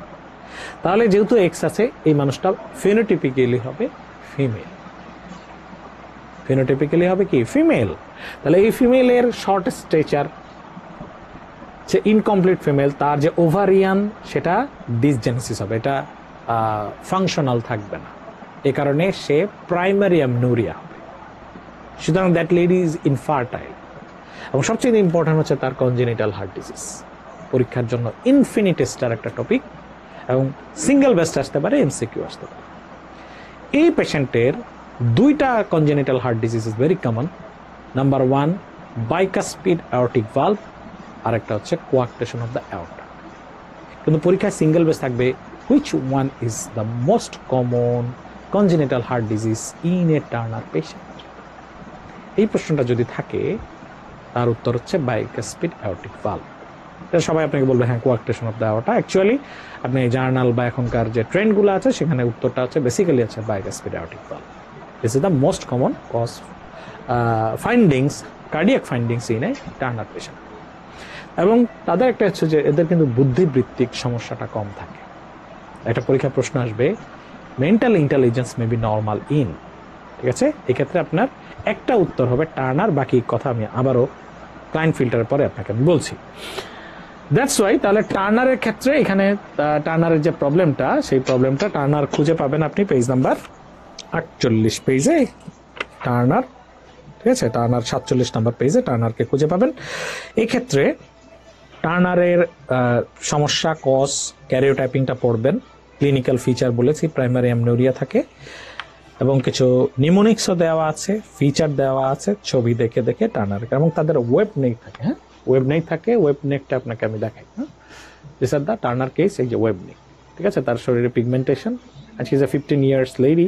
দেখে মনে হবে যে ইম্যাচিওর, তাই না, ইম্যাচিওর গার্ল। দ্যাটস ওয়াই এইটা আমাদের টার্নারের ক্ষেত্রে একটা খুবই ফাইন্ডিংস। এবং তাদের এই ইয়ার, ঠিক আছে, তাদের কিডনিটা থাকে হট সর্ষে পেট, এবং তাদের প্যাটেলার ডিসলোকেশন পাওয়া যেতে, স্কোলিওসিস থাকতে পারে, তার শিল্ড টাইপ চেস্ট থাকতে পারে। তো এরকম কিছু ফিচার আপনি আমাদের লেকচার শিটগুলোতে খুঁজে পাবেন, এবং দেখে আপনাকে ওই জিনিসটাকে মাথায় নিতে হবে। হ্যাঁ, এখানে দেখেন আমি ছোট ছোট কিছু তথ্য আপনাকে দিয়ে দিই। একটা হচ্ছে লো হেয়ার লাইন, তারপরে তার স্মল ফিঙ্গার নেইলস, ছোট ছোট আঙ্গুল, তার মেটাকার্পালটা থাকে শর্টেন, সারা শরীরে থাকে পিগমেন্টেশন, তার ওভারি থাকবে হচ্ছে ডিসজেনেটিক এবং রুডিমেন্টারি, ঠিক আছে, নো মিনিস্ট্রেশন, তার হচ্ছে ওয়াইডলি স্প্রেড নিপলস, আর যেটা বলছি ওয়েব নেক, ঠিক আছে, ওয়েব নেক। এই ছোট ছোট কিছু তথ্যগুলো মাথায় রেখে আপনি ছবি দেখে দেখে পড়বেন, ছবি এখানে দেওয়া আছে। সো টার্নারের খেয়ার পরে আমরা যে জায়গাটা যেতে চাচ্ছি সেটা হচ্ছে ক্লাইনফিল্টার সিনড্রোম। তাহলে এখানে সমস্যাটা ছিল sex chromosome. Here is the Klinefelter syndrome. Where is the problem? Problem কোথায়? প্রবলেম হচ্ছে তার একটা এক্স বাবা চলে আসছে। তাহলে এটা কি মানুষ, পুরুষ না মহিলা? তার তো দুটো এক্স আছে। এই কথাটা মনে রাখবেন, where there is an Y, হ্যাঁ, যে ব্যাটার মধ্যে একটা ওয়াই আছে, সেই ব্যাটা একটা ব্যাটা, ঠিক আছে। এই কথাটা বলে তার মানে হচ্ছে যেখানে ওয়াই আছে সে ইজ এ মেল ক্যারেক্টার। আমরা কি এটা বলতে পারি মেইলে কি কোনো বার বডি থাকে? No. So in Klinefelter syndrome, bar body in a male, bar body in a male. এখন এই যে বার বডি, এটা একটা থাকবে, দুইটা থাকবে, তিনটা থাকবে, it doesn't matter, you will just search for the Y. হ্যাঁ, ওয়াই আছে কিনা এটা থাকবে। সেক্ষেত্রে আপনি এক্স একটা থাকতে পারে, অতিরিক্ত দুইটা তিনটা থাকতে পারে, ঠিক আছে।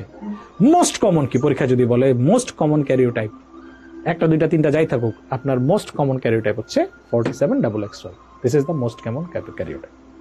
তাহলে পরীক্ষার জন্য এটা একটা ইম্পর্টেন্ট। এখন বিষয়টা হলো, যেহেতু একটা এক্স অতিরিক্ত চলে এসেছে, আপনি একজন মেইলের ভিতরে কিছু ফিমেল ক্যারেক্টার অ্যাড করে দেন, ঠিক আছে। এই যে female character page number 49 lecture শিটে এটা পাবেন। তাহলে তার হেয়ার কাটটা হবে ফিমেলদের মতো, ছেলেদের ব্রড বেস শোল্ডার, এটা শর্ট বেস শোল্ডার হবে, ঠিক আছে। তার ন্যারো শোল্ডার, তার গাইনোকোমেশিয়া ডেভেলপ হবে, পিউবিক হেয়ার প্যাটার্ন থাকবে ফিমেল টাইপের। আনফর্চুনেটলি তার টেস্টিকুলার সাইজ হবে, এবং তার সেমিনিফেরাস যে টিউবিলসগুলো আছে, এই টিউবিলগুলো হচ্ছে আন্ডার ডেভেলপ থাকবে। দ্যাটস ওয়াই তার আসলে এই মানুষটা ইনফার্টাইল হবে। তাহলে টেস্টিকুলার তার মানে এটা কি বলবো, হচ্ছে under develop testis with the under develop seminiferous tubules. কিন্তু হচ্ছে তার লং আর্ম, ঠিক আছে, লম্বা লম্বা হাত থাকবে, মেয়েদের মতো ওয়াইড হিপ থাকবে। সো এরকম একটা ক্যারেক্টারিস্টিক, একটা রিয়েল পিকচার যদি দেখেন, সেক্ষেত্রে খুবই ইম্পর্টেন্ট একটা কথা আপনাকে বলি। Here is a male having long legs, ঠিক আছে, long legs, hypogonadism with infertility, and the very important term is normal intelligence. এখন আপনি আমাকে প্রশ্নটা করতে পারেন যে আপনি তো বললেন যে সিনড্রোমিক বেবিদের মেন্টালি তারা সাবনর্মাল থাকবে অথবা ইন্টেলিজেন্স, তার দুইটা টার্নার আর ক্লাইনফিল্টারের কথা বললেন, সেখানে আবার তো ইন্টেলিজেন্স নর্মাল পাচ্ছি। এই প্রশ্নটার উত্তর জানার আগে 49 নাম্বার পেজে একটা ভেরি ইম্পর্টেন্ট তথ্য আপনাকে আমি জানাতে চাই। সেটা হচ্ছে, এখানে আপনি একটা নোট লিখে রাখেন, ক্লাইনফিল্টারের ভেতরে, সেটা হচ্ছে mental subnormality of a Klinefelter patient, it depends upon the number of X. তার আসলে হচ্ছে মেন্টাল ইন্টেলিজেন্স নর্মাল হতে পারে, কিন্তু if the number of x is more, যত এক্স এর সংখ্যা বাড়তে থাকবে তত হচ্ছে আপনার তার সাবনর্মালিটির চান্স থাকতে হবে। সুতরাং Klinefelter patient mental intelligence normal every time, এটা কিন্তু কোনো স্বতঃসিদ্ধ কথা নয়। Edward subnormal, mentally retarded, Patau's সমস্যা আছে, এঞ্জেলম্যান সিনড্রোম সমস্যা আছে, প্রাডার উইলি সমস্যা আছে, মারফান সিনড্রোমে তার সমস্যা আছে। তাহলে এতগুলো সিনড্রোমের নাম জেনে আপনাকে যখন পরীক্ষাটায় প্রশ্নটা দেয়া হলো যে mental intelligence may be normal in, if there is single best question, আপনার উত্তর হবে Turner syndrome. if it is a MCQ type question, আপনার উত্তর হবে টার্নার সিনড্রোম। 2 নম্বর যদি থাকে Klinefelter syndrome. Never down.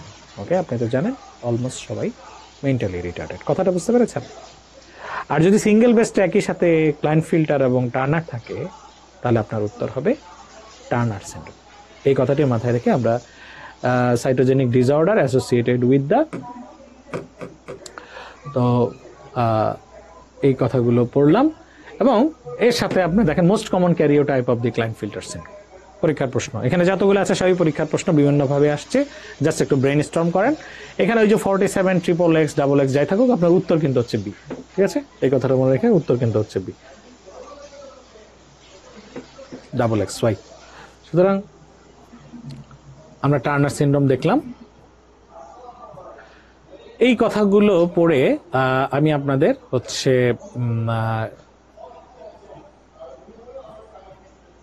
মেন্টালিয়ান disorder যাওয়ার আগে আরেকটা কথা একটু বলে নিচ্ছি, সেটা হচ্ছে structural chromosomal disorder. Structural chromosomal ডিসঅর্ডারের ভিতরে আচ্ছা, টার্নারের সাথে নুনান সিনড্রোমের একটা মিল আছে। টার্নারের সাথে একটা নুনান সিনড্রোম আছে। Turner, she is a female. কেন? বিকজ ঝামেলাটা কোথায়? ওভারিতে। নুনান সিনড্রোম ইজ এ মেল, ঝামেলা কোথায় বলেন? টেস্টিসে।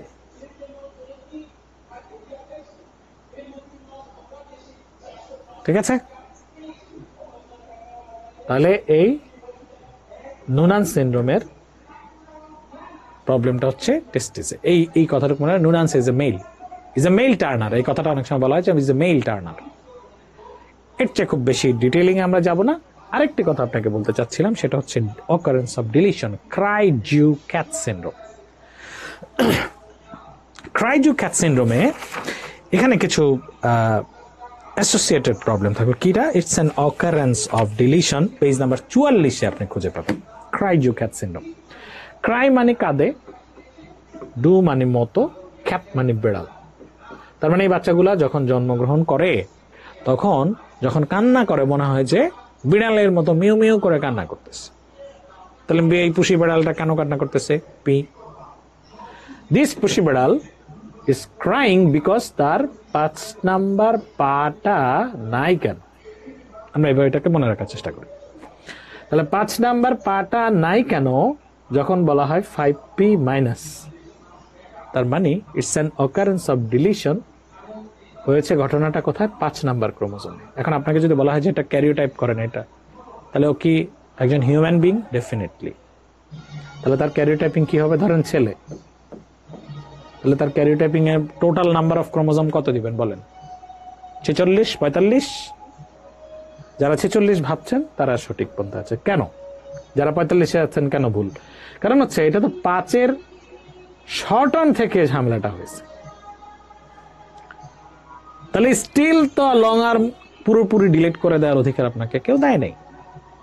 তাহলে 46XY 5p মাইনাস, ক্রাইজু-ক্যাট সিনড্রোম। ঠিক আছে, পেশেন্ট এখানেও মেন্টালি রিটার্ডেড থাকবে।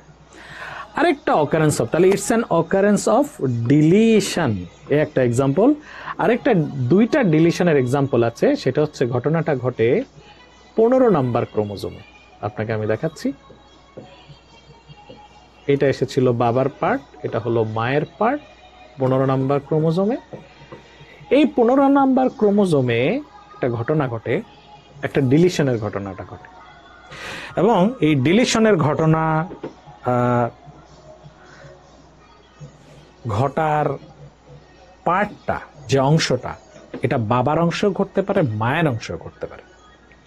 যদি এই ডিলিশনের ঘটনাটা ফাদারের অংশে ঘটে, সেটাকে আমরা বলি হচ্ছে প্রাডার-উইলি সিনড্রোম, অথবা মনে রাখেন ফাদার-উইলি সিনড্রোম। ওকে, মনে রাখার জন্য। তাহলে প্রাডার-উইলি বা কার সাথে রিলেটেড? বাবার যে অংশটা আছে, occurrence of deletion at the 15th number of chromosome if it occurs at the site of parent, যার প্যাটার্নাল পার্ট বা প্যাটার্নাল, তার সাথে প্রাডার-উইলি। ওকে, আর যদি মায়ের সাথে occurrence ডিলিশনের ঘটনাটা ঘটে, তাহলে মা মানে পরিমাণে অ্যাঞ্জেলম্যান সিনড্রোম। তাহলে আমরা তিনটি occurrence of deletion পেলাম, একটা হচ্ছে ক্রাইজিউ-ক্যাট সিনড্রোম, নাম্বার 2 প্রাডার-উইলি সিনড্রোম, আর একটা হচ্ছে অ্যাঞ্জেলম্যান সিনড্রোম। তাহলে এই তিনটা আসলে কখনোই কিন্তু আপনি স্ট্রাকচারাল ক্রোমোজোমাল অ্যাবনরমালিটিস হিসাবে ট্রিট করবেন, not numerical, not Mendelian disorder. আপনাকে জানতে হবে, অ্যাট লিস্ট এই কথাটুকু আপনাকে বুঝতে হবে যে it's an occurrence of deletion, structural chromosomal abnormalities. So এই ছিল মোটামুটি আমাদের পরীক্ষা ওরিয়েন্টেড কিছু কথা। এটার সাথে আমরা যখন দাগাবো আমি কথাগুলো আপনাকে বলে দিব। চলেন আমরা এখন যাই আজকের সবচাইতে ইম্পর্টেন্ট যে জায়গা, সেটি Mendelian disorder. This is the last part of the day, এবং এখানে আপনি হাইয়েস্ট কনসেন্ট্রেশন দিয়ে আপনি আপনার জিনিসটাকে পড়েন।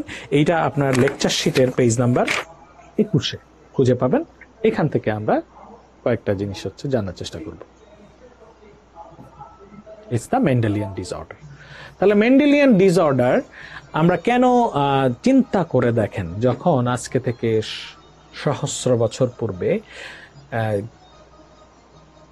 গ্রেগর জোহান্স মেন্ডেল নামে একজন ভদ্রলোক, উনি কি আবিষ্কার করেছিলেন যে মটরশুটির যে ভেতরে যে পরিবর্তনগুলো আসতেছিল, সেই সমস্যাটা জেনেটিক কোনো একটা রিজনে আছে। ঠিক আছে, জেনেটিক কোনো একটা, এই যে জিনগত কারণে তার প্রবলেমটা হচ্ছে। আপনাকে আমি সিম্পলিফাই করি, সেটা হচ্ছে এখন আমাদের যে সমস্যাটা, এই সমস্যাটা, তাহলে এই হচ্ছে লং আর্ম এবং দ্য শর্ট আর্ম। এই শর্ট আর্ম লং আর্মের ভেতরে ধরেন সেই 90 তালার কথাটাই আবার নিয়ে আসি। এই জিন যে আছে, this is the paternal part, এটা হলো ম্যাটার্নাল পার্ট। এই প্যাটার্নাল আর ম্যাটার্নাল পার্টের তাদের ক্রোমোজোমের নাম্বারে কোনো প্রবলেম নাই, তাদের অ্যাপার্টমেন্টে কোনো সমস্যা নাই, কিন্তু অ্যাপার্টমেন্টের ভেতরে যে ভদ্রলোক বসবাস করেন, তিনি একা অসুস্থ অথবা সপরিবারে অসুস্থ। একা অসুস্থ মানে কি? মা অথবা বাবার যে কোনো একটা অসুস্থ। আচ্ছা, এই যে ক্রোমোজোমটা, এটা হইতে পারে ওই 22টার ভেতরে, যাদেরকে আমরা বলতেছি অটোজোম, আর হইতে পারে সেক্স ক্রোমোজোমের ভেতরে, ওই দুইটার ভেতরে। এখন আমরা ওই 22টার মধ্যে যদি এই ঘটনাটা ঘটে যে মা অথবা ধরে নিচ্ছি বাবা অসুস্থ, মা ভালো আছে, কিন্তু এই যে অসুস্থ জিনটাই কাজ করে যদি বাচ্চাটাকে অসুস্থ করে, তখন আমরা তাকে বলি ইট ডমিনেটস, দ্য অসুস্থ ব্যক্তি ইজ ডমিনেটিং। এই জন্য তখন আমরা বলবো অটোজোমের একটা ক্রোমোজোমের ঝামেলা, it is dominating, so autosomal dominant disorder. কিন্তু যেই ডিজিজটা হইতে মা এবং বাবা উভয়ের পক্ষ থেকেই রিসিভ করতে হবে, দুইজনের জায়গা থেকে আসতে হবে, সেটাকে আমরা বলবো হচ্ছে অটোজোমাল রিসেসিভ ডিসঅর্ডার। সো এই ক্ষেত্রে বাবা মা দুইজনই ক্যারিয়ার, দুইজনই অসুস্থ, একজন অসুস্থ একজন ক্যারিয়ার, হোয়াট এভার ইজ, দুইজনের কন্ট্রিবিউশন থাকতে হবে। Can I make you clear? Right now এই একই ঘটনাটা আমাদের সেক্স ক্রোমোজোমের ভিতরে, সেক্স ক্রোমোজোমে আছে কি এক্স আর ওয়াই, ওয়াই এর মধ্যে তো একটা জিনিসই আছে, সেটা হলো এস আর ওয়াই। এই জন্য আমরা সেক্স নিয়ে আসলে ঘটনাটা ঘটে শুধুমাত্র এক্স ক্রোমোজোম নিয়ে, এই জন্য আমরা সাধারণত এটাকে বলি তখন এক্স লিঙ্কড। এই শব্দটাকে তখন আমরা এক্স লিঙ্কড হিসাবেই চিহ্নিত করতে চাই এবং পড়াশোনা ভাবে করি। এটাও হইতে পারে ডমিন্যান্ট, আর এটা হতে পারে রিসেসিভ। আজকের পুরো আলোচনাটা আমরা ডমিন্যান্ট, অটোজোমাল ডমিন্যান্ট এবং রিসেসিভ এবং এক্স লিঙ্কড রিসেসিভ নিয়ে আলোচনা করব। বলেছিলাম ক্লাসের শুরুতেই dominant diseases, X link dominant diseases আর রেয়ারেস্ট ভ্যারাইটি। সুতরাং আপনি চিন্তা করে দেখেন সেই যে মেন্ডেল সাহেব, উনি ওই সময় কিভাবে মটরশুটির পাতা থেকে এই জিনিসটা মানে সন্দেহ করেছিলেন এবং তার এই ভাবনাটা আসছিল। It's really amazing. ওই সময় যখন আসলে জেনেটিক আসলে এইভাবে রিড করার কোনো সুযোগ ছিল না। সো এই টোটাল সিস্টেমটাকে আমরা তাহলে ভাগ করছি। শুরুতেই আসেন অটোজোমাল ডিজিজগুলো, খুব মনোযোগ দিয়ে পড়বেন। আমি আপনাকে বলি যে এই 21, 22, 23, 24, 25 এবং 26 এই 5টি পাতা থেকেই বেসিক্যালি আপনার পরীক্ষার প্রশ্ন থাকবে। এবং আমাদের লেকচার শিটে যে তথ্যগুলো সন্নিবেশিত করা আছে, এর বাইরে বেসিক্যালি পরীক্ষা আসার মতো খুব বেশি কিছু নেই, যদি আপনি এটাকে অনুধাবন করতে পারেন। তো বলেছিলাম যে মেন্ডেলিয়ান ডিসঅর্ডারে দুটো ইম্পর্টেন্ট জিনিস, একটা হচ্ছিল ক্যারেক্টারিস্টিক্স আর একটা হচ্ছে এক্সাম্পল। ঠিক আছে? সো ক্যারেক্টারিস্টিক্সের ভেতরগুলো একটু পড়েন। আমি আপনাকে যেটা বলতে চাচ্ছি খুব মনোযোগ দিয়ে দেখেন। ইজ অ্যান এফেক্টেড ফাদার, এখানে বাবা অসুস্থ, মা ইজ ওকে। সো বাবার ভেতরে দেখেন এমন একটা জিন আছে যেটা খারাপ, এই সাদা জিনটা যার ভেতরে যাবে বাচ্চা, পরবর্তী জেনারেশন সেই বাচ্চাটায় অসুস্থ হয়ে যাবে। মায়ের এই জিনটা, বাবার অন্য একটা জিন ভালো আছে, মায়ের সবকটা জিন ভালো আছে। ওকে, তাহলে মায়ের যেহেতু জিন ভালো আছে, আমরা এখন সার্চ করছি যে এই ফ্যামিলির 4টা বাচ্চা হলো। 4টা বাচ্চা হওয়ার পরে তাদের অবস্থাটা কি দাঁড়ালো? 2টো ছেলে 2টো মেয়ে হলো। এটা আপনি পারমুটেশন কম্বিনেশন করে আপনি এভাবে করি না, আমরা এইভাবে করে আমরা 4টা বাচ্চা পেলাম। আনফর্চুনেটলি বাবার যেই খারাপ জিনটা, এটা এই ছেলেটার ভেতরে আসছে, আর দুঃখজনক হলো এই মেয়েটার ভেতরেও এটা আসছে। তাহলে বাবা যেহেতু এফেক্টেড, জিনটা যেহেতু ডমিনেন্ট, সুতরাং বাচ্চাগুলো আমরা বলবো সাফারার অথবা এফেক্টেড। ঠিক আছে? এফেক্টেড প্যারেন্ট কথাটা যদি বলা হয় যে বাবা অথবা মায়ের ভেতরে একজনও যদি অসুস্থ হয়, আমরা বলবো এই প্যারেন্টটাই affected. Affected parent, affected baby. Okay, একটা কথা মনে রাখবেন, ডমিনেন্টের ভেতরে ক্যারিয়ার নামক কোনো শব্দ থাকবে না। ক্যারিয়ার শব্দটা সবসময় রিসিসিভের জন্য প্রযোজ্য। There is no carrier word in dominant. Dominant gene মানি এফেক্টেড, এফেক্টেড যার ভেতরে যাবে সেই এফেক্টেড। আসেন তাহলে আপনাদেরকে কিছু কিছু প্রশ্ন করি, আপনি আপনার লজিক দিয়ে কথাগুলো বলেন। In case of autosomal dominant disorder, আমরা এখন জেনারেশন নিয়ে আলাপ করব। Male or female, anyone can be affected. It's true. 50% child will be affected and 50% child will be unaffected. It's true. Okay? এখন আসেন, affected parent can produce affected baby. True. Affected parent produce unaffected baby. Unaffected babies. তাহলে দুটাই হইতে পারে। কেন? 50-50 chance. Sure? So এই যে 2টা বাচ্চা ভালো, 2টো বাচ্চা খারাপ, ঠিক আছে?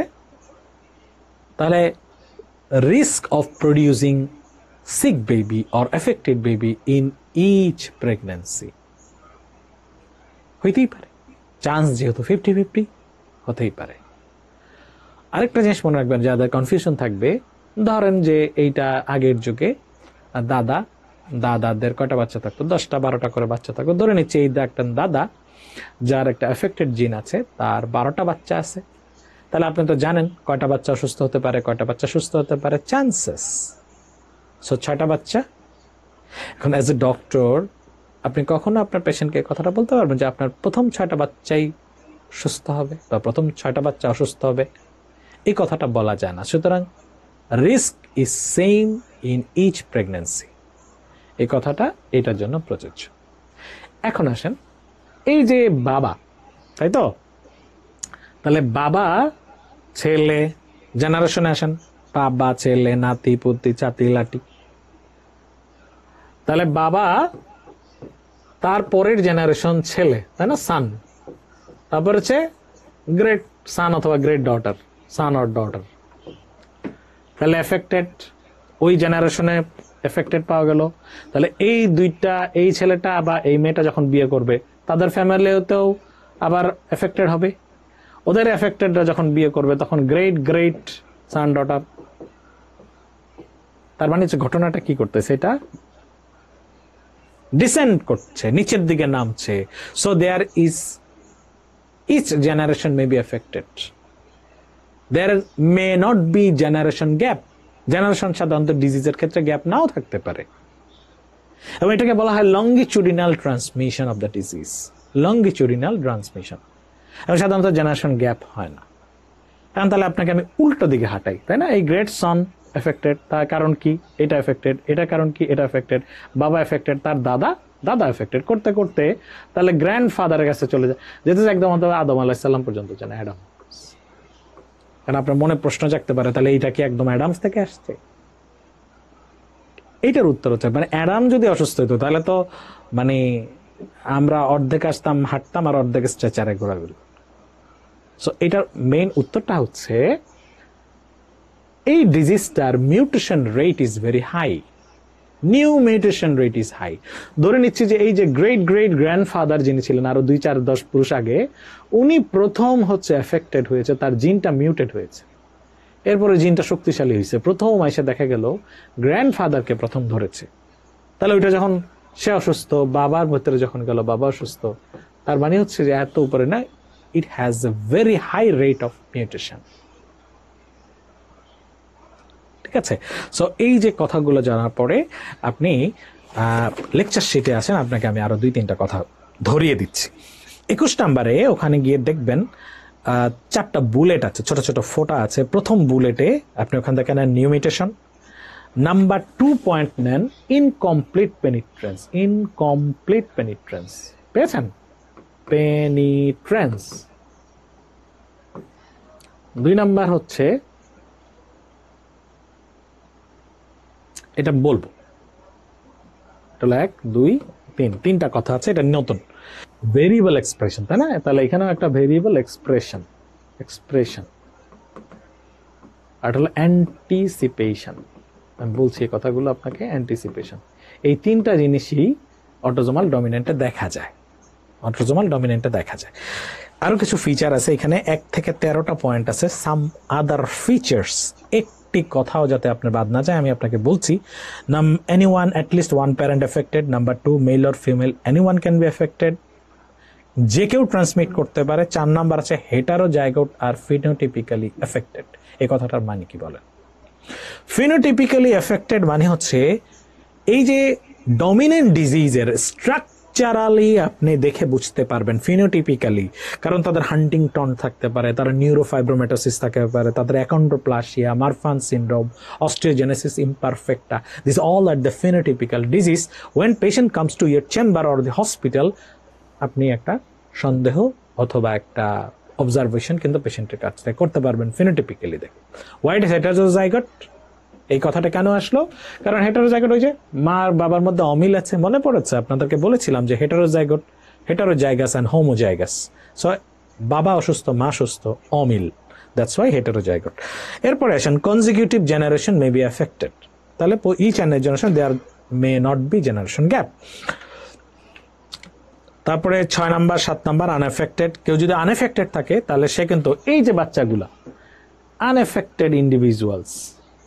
এখন হ্যাঁ আপনি বলতে পারেন যে ওরা বিয়ে করলে তো তাদের জেনারেশন গ্যাপ হয়ে গেল। We are talking about the diseased person, যে আনএফেক্টেড, সে তো আমার কাছে আপনার কাছে পেশেন্ট হিসেবে আসবে না, সুতরাং তাকে নিয়ে আমাদের কোনো আলোচনা নাই। আলোচনাটা হচ্ছে এফেক্টেড পারসনকে নিয়ে, এবং তার জেনারেশনটা এফেক্টেড হওয়ার ঝুঁকি থাকবে, সেটা হচ্ছে আমাদের মূল প্রতিপাদ্য বিষয়। এরপরে আসেন ফাদার সান বলা হয়, এটা father San transmission. risk is same in each pregnancy, can exhibit anticipation. ঠিক আছে, তাহলে অ্যান্টিসিপেশন এই কথাটা আগে বলবো, এবং হাই নিউ মিউটেশন রেট আপনি বললেন। তাহলে হোয়াট ইজ অ্যান্টিসিপেশন? অ্যান্টিসিপেশন মানে হলো এই যে গ্রেট গ্র্যান্ডফাদার, হ্যাঁ, বা গ্রেট গ্র্যান্ডফাদার, প্রথম যখন এই ডিজিজটা হয়েছিল, গ্র্যান্ডফাদার উনি 80 বছর বয়সে প্রথম ডিজিজটা তাকে এফেক্ট করলো। বাবা যখন ডিজিজটা হইল, বাবার 60 বছর বয়সে বাবা প্রথম অসুস্থ হইলেন। ছেলে যখন আসলো, ছেলে 40 বছর বয়সে প্রথম এফেক্টেড হইল। তার যখন নাতি হইল, নাতি কয়টা কবে বলেন তো? আপনার অনুমান অনুযায়ী, হ্যাঁ ঠিক আছে, 20 বছর earlier. The occurrence or this is called the presentation of the disease, it comes earlier. তাদের মধ্যকার যে সময়টা, এটা গ্র্যাজুয়ালি কমে যাচ্ছে। তার মানে কি, জিনটা শক্তিশালী হচ্ছে, তার এক্সপেরিয়েন্স বাড়ছে, দ্যাটস ওয়াই সে আরো আর্লি ডিজিজ করার ক্যাপাসিটি অর্জন করতেছে। এই ঘটনাটাকে আমরা বলি অ্যান্টিসিপেশন। সো অটোসোমাল ডমিন্যান্ট ডিজিজের যে জিনটা, it has anticipation, anticipatory capacity. So autosomal dominant disease shows anticipation. দ্বিতীয় পয়েন্টে আসেন, incomplete penetrance. What is penetrance? Penetrance মানে হলো এই যে বাবা, তার ধরেন এমন একটা ডিজিজ আছে যেখানে 100টা সিস্ট তৈরি হয়। এই জিন, অসুস্থ জিনটা বাবার শরীরে 100টা জিন তৈরি করে বাবাকে একদম শয্যাশায়ী করে ফেলছে। বাবা বেড রিডেন। ফরচুনেটলি বাবার এই জিনটা এই বাচ্চাটার কাছে আসছে। ওই জিনটার কাজ কিন্তু সিস্ট তৈরি করা। আপনার অ্যাসেসমেন্টে কি কয়টা সিস্ট তৈরি হবে? ছেলেটার সিস্ট কিন্তু হবেই, কিন্তু দেখা গেল ছেলেটার হইছে ওই কিডনির ভেতরে একটা সিস্ট হয়েছে। বাবা শয্যাশায়ী, ছেলে ফুটবল মেসি দৌড়াচ্ছে, খেলতেছে, নর্মাল লাইফ। তার মানে হচ্ছে এই বাবার 100টার সমস্যাযুক্ত প্রবলেমের কয়টা বাচ্চাটার কাছে আসলো? একটা আসলো। তার মানে কত percent? 1%। This is call incomplete penetrance. পুরো পেনিট্রেশন হইলে তো 100টাই হইতো। তার মানে হলো একই ডমিনেন্ট ডিজিজ ডায়াগনোসড, কিন্তু প্রত্যেকটা রোগীর প্রকাশটা থাকবে আলাদা আলাদা। This is call incomplete penetrance. আমি কথাটা বোঝাতে পেরেছি? তাহলে বাবার যে রোগের প্রকাশ, তার যে ডিজিজের expression, that will be variable into others. Each and every patient may be individually other. That's what called variable expression, and this is due to incomplete penetrance. তাহলে এই তিনটা জিনিসই অটোজোমাল ডমিনেন্ট ডিজিজের রয়েছে। আমি কি কথাগুলো আপনাকে বুঝাতে পেরেছি? যদি না লাগে আপনি আবার এই কথাগুলো রিওয়াইন্ড করে পেছনে গিয়ে আবার এই কথাগুলো বুঝে নেন। তাহলে this are the incomplete penetrance, variable expression and anticipation. This are shown usually found in autosomal dominant cases. এর সাথে সবচেয়ে ইম্পর্টেন্ট যে বিষয়টা আছে সেটা হলো এক্সাম্পল। এই এক্সাম্পলটা খুব আপনি যে কোনোভাবে মনে রাখতে পারেন, বাট আমাদের একটা বাংলা সূত্র আছে যেটা আমরা 2000 সেই আমি যখন নিজে পড়তাম এভাবে করেছি। এইটা প্রত্যেকটা ডিজিজের প্রথম শব্দগুলো দিয়ে এটা বানানো। It's little bit funny. এইখানকার মেইন কনসেপ্টটা হচ্ছে যে পলির মা এত সে যে এত মানে ডমিনেটিং, তার ভয়ে পুরো ফ্যামিলি কাঁপছে। সো আমরা একটা কথা বলার চেষ্টা করছি যে তবে হুনো, মানে শোনো, এখন এই পলির মায়ের হারে সে হেরে গিয়েছে, কারণ মার ভয়ে ফ্যামিলি অষ্টপ্রহর নড়ে। তাহলে তবে মানে দেখেন টিউবারাস স্ক্লেরোসিস, হুনো মানে হান্টিংটনস ডিজিজ, এখন মানে অ্যাকন্ড্রোপ্লাসিয়া, ঠিক আছে, 13 নম্বর অ্যাকন্ড্রোপ্লাসিয়া। আপনি যদি এই বাংলা কথাটুকু ব্রেনে রাখতে পারেন, আমার মনে হয় ইনশাল্লাহ সারা জীবন আর কখনো সমস্যা হবে না। ফ্যামিলি মানে ফ্যামিলিয়াল পলিপোসিস কোলাই, হাইপারকোলেস্টেরিয়া, তাই না, অস্টিওজেনেসিস ইমপারফেক্টা 12 নম্বর, দেখেন অষ্টপ্রহর নড়ে। তাহলে এখন এই পলির মায়ের হারে মার বয় ফ্যামিলি অষ্টপ্রহর নড়ে। তাহলে বাংলা এটা লেখে আপনি ডিজিজগুলো আপনার বইয়ের পাশে পাশে। এটা হচ্ছে রবিনসের রবিনসের জিনিসটা আপনি 2 লেভেলে পড়তে পারেন। 22 নাম্বার পেজে গিয়ে দেখবেন এখানে আপনার একটা বড় চার্ট দেয়া আছে। বেসিক্যালি হচ্ছে এইগুলো হচ্ছে টোটাল লিস্ট। যারা একটু বাড়তি পড়তে চান তাদের জন্য হচ্ছে এটা, আর যারা খুব কম পড়তে চান তাদের জন্য বেসিক্যালি রবিনসের চার্টের কোনো মাফ নেই। ওকে, এইখান থেকে আপনার কোনো সাজেশনের সুযোগ নেই, আপনি প্রত্যেকটা ডিজিজ আপনাকে মাথায় রাখতে হবে, সুতরাং সূত্র এখানে আপনার লাগবেই। তাহলে আমরা অটোজোমাল ডমিনেন্ট পড়লাম, এবার আসেন অটোজোমাল রিসেসিভ। রিসেসিভের ক্ষেত্রে আমাদের কথা ছিল এখান থেকে বাবা এবং মা সমভাবে ডিজিজটা ট্রান্সমিট করার জন্য কাজ করছে। দ্যাটস ওয়াই এখানে কি হচ্ছে, ধরে নিচ্ছি বাবা এবং মায়ের সেম একটা সমস্যাযুক্ত জিন আছে, এইটা। মাটা যদি ভালো থাকতো তাহলে কিন্তু সে ডিপ কালারই হইতো, কিন্তু সেক্ষেত্রে দুইটাই ঝামেলা হচ্ছে, দুইজনে ক্যারিয়ার পড়ে গিয়েছে। দুইজন ক্যারিয়ার মানুষ একসাথে বিয়ে করলেন, বিয়ে করার পরে তাদের ভালো দুইটা জিন, 4টা বাচ্চা হইল ওই পরিবারে। ইট ইজ সরি, ঝামেলাটা হচ্ছে আসলে এই জিনটাতে। হ্যাঁ, আমরা এই ব্ল্যাক জিন, কালো জিনটাকে আমরা দায়ী করছি। এটা হচ্ছে খারাপ জিন, নর্মালি হচ্ছে এটা হচ্ছে ভালো। ঠিক আছে, এদের মধ্যে এই বাবার একটা ক্যারিয়ার জিন আছে, এবং এই ক্যারিয়ার জিনটা আনফরচুনেটলি যেখানে গিয়ে মিলবে সেখানে গিয়ে বাচ্চাটা ঝামেলা হবে, কারণ তার দুই পাশের দুইটা জিনই খারাপ পড়ে গিয়েছে। তাহলে এই ক্ষেত্রে তো তাদের ফ্যামিলিতে 4টা বাচ্চা হইল। ডার্ক জিনটা এসে এই বাচ্চাটাকে প্রথমে ধরলো, তাহলে বাচ্চাটা ধরা খেয়ে গেল। এইখান থেকে একটা ভালো একটা মন্দ আসলো, সুতরাং এই বাচ্চাটা হয়ে গেল ক্যারিয়ার। একটা ভালো একটা মন্দ, বাচ্চাটা হয়ে গেল ক্যারিয়ার। এবং এই বাচ্চাটা ফরচুনেটলি সে বাবা এবং মায়ের ভালো জিনটা পেয়েছে বলে বাচ্চাটা আনএফেক্টেড। তাহলে এরকম একটা ফিচার দিয়ে আপনি এখন নিজে নিজে বলার চেষ্টা করেন। রিসেসিভের ক্ষেত্রে কিন্তু ক্যারিয়ার শব্দ, দুইজন ক্যারিয়ার পরস্পরকে বিয়ে করার পরে কি ঘটনাটা ঘটতে পারে। প্রথম কথা হচ্ছে, in case of autosomal recessive disorder 25% baby affected, true. 25% baby unaffected, it's true. Maximum baby will be carrier, true. Maximum baby will be unaffected, এটাও কিন্তু ট্রু। কেন? কারণ হচ্ছে this father is not affected, he's a carrier. Career means তার পকেটে একটা জিন আছে, সে ঘুরতেছে, that person is normal, he is not disease. তার প্রবলেমটা তখনই হবে যখন সে বিয়ে করে, ক্যারিয়ারকে বিয়ে করে বাচ্চাটা ডিজিজ প্রডিউস করবে। Until that period is a carrier and is unaffected actually. So all the carriers are unaffected. Clear? So আমরা বলতে পারি unaffected parent produce affected baby, true.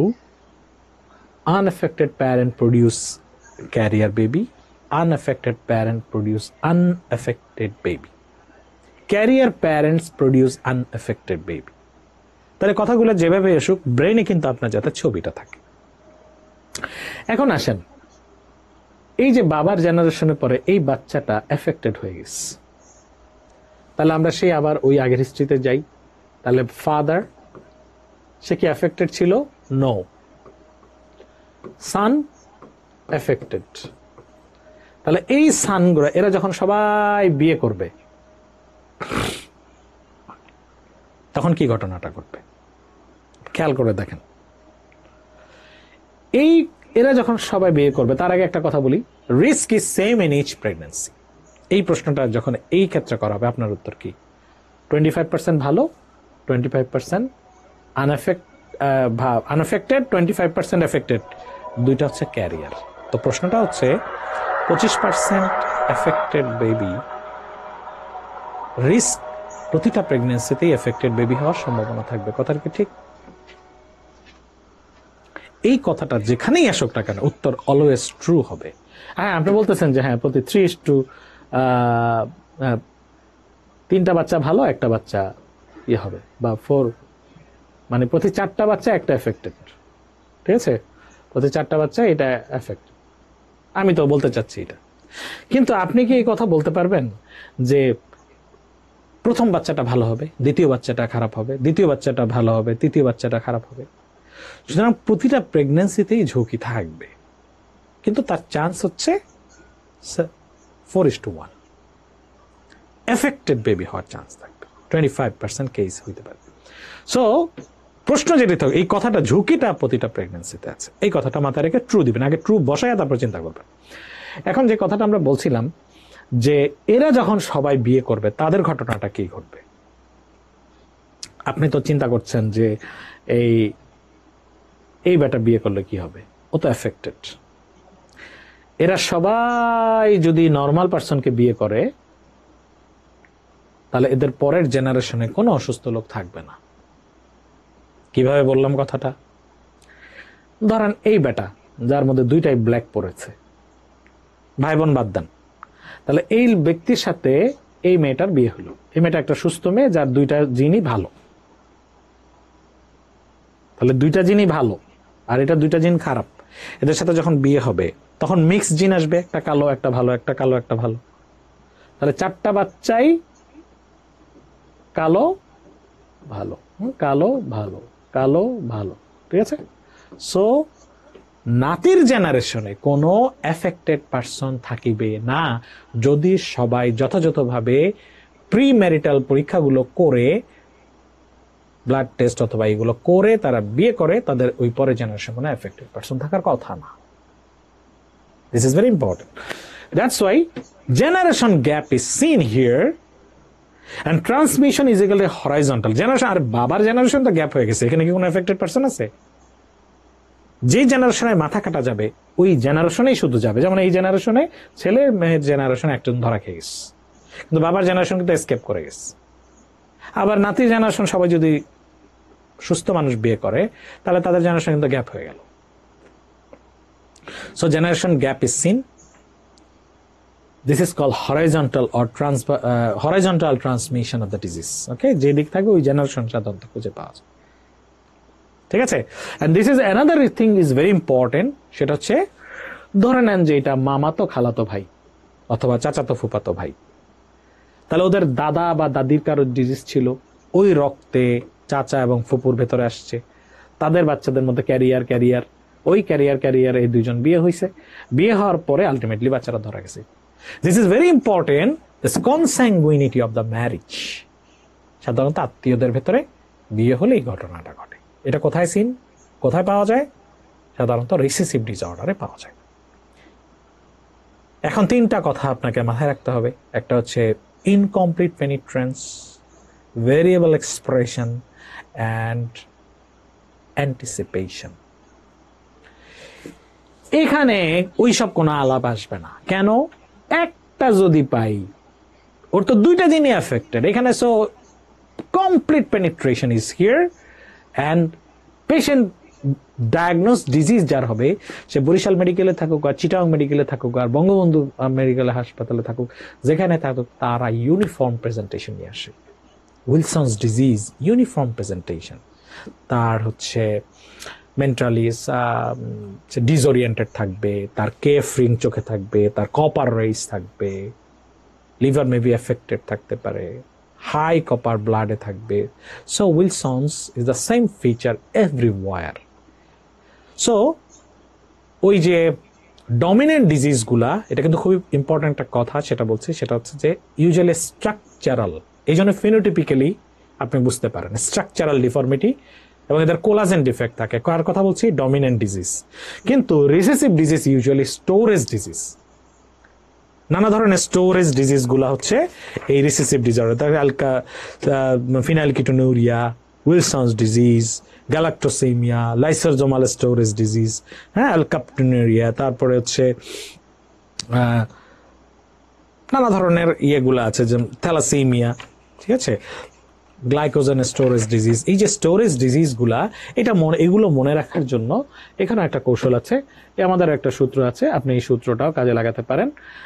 এটা খুব একটা মজার সূত্র, আমার মনে হয় যে এটা আপনার খুব হেল্প করে, যদিও খুবই ফানি এবং খুবই সিলি, ঠিক আছে।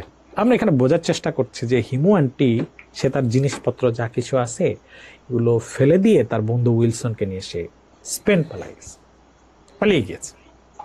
তো ঘটনাটা আমরা জানার পরে তাকে আমরা বলার চেষ্টা করছি, ছি হিমু আন্টি ছি, হ্যাঁ, শেষে কিনা থালা ফেলে, মানে থালা বাসন যা আছে সব ফেলে ফ্রেন্ড উইলসন কিনে স্পেন গেল।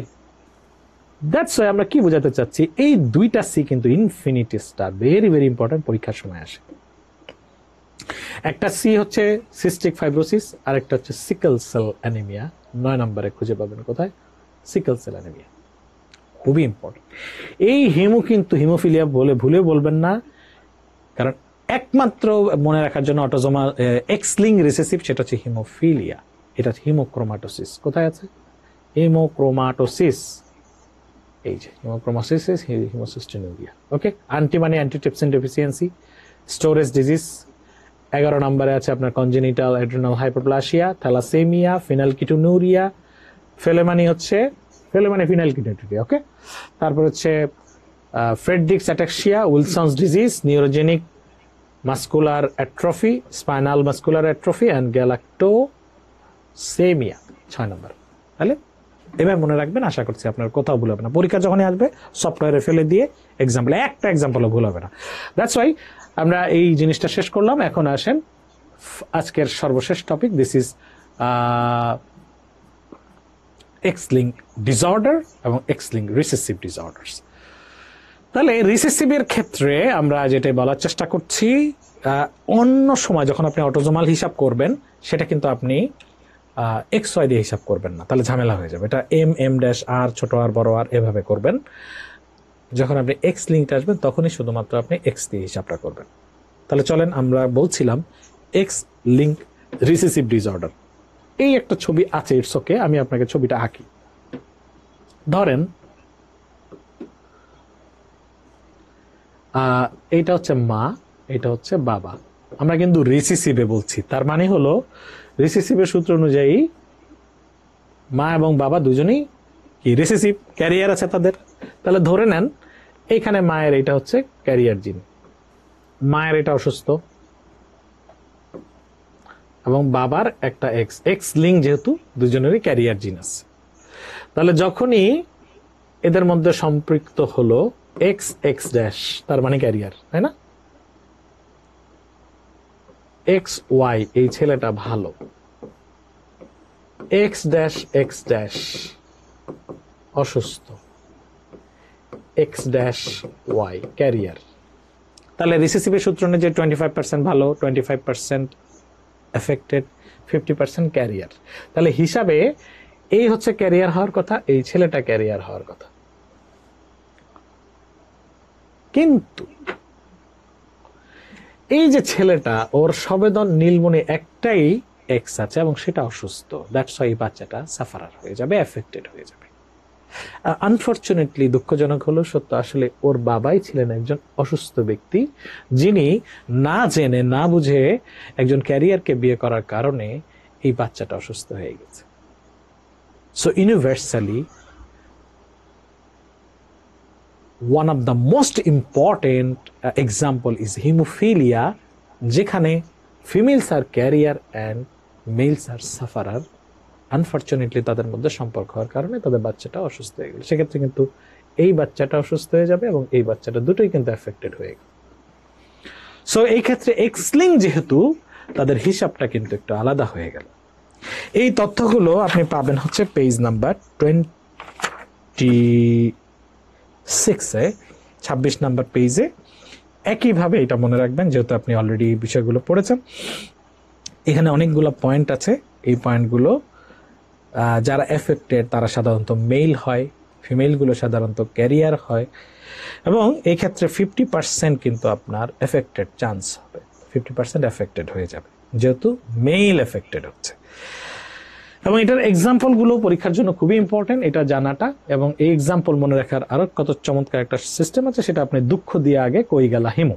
ওকে, দুঃখ দিয়ে আগে ডুশিনিস মাস্কুলার ডিস্ট্রফি, দুঃখ মানে ডুশিনি, দিয়া মানে ডায়াবেটিস ইনসিপিডাস, এই কথাটা বলছে ডায়াবেটিস, এই জন্য নাম দিচ্ছে ডায়াবেটিস ইনসিপিডাস। দিয়া আগে অ্যাগামাগ্লোবিনেমিয়া, কোথায়, এই যে আগে মানে কই গেলা, এখানে ক্রনিক গ্রাম আছে কই গেলা, এটা হলো কই গেলা হিমো, হিমো মানে এই যে হিমোফিলিয়া এ এন্ড বি। গ্যালা মানে হচ্ছে গ্লুকোজ 6-ফসফেট ডিহাইড্রোজেস, ওকে, গ্যালা।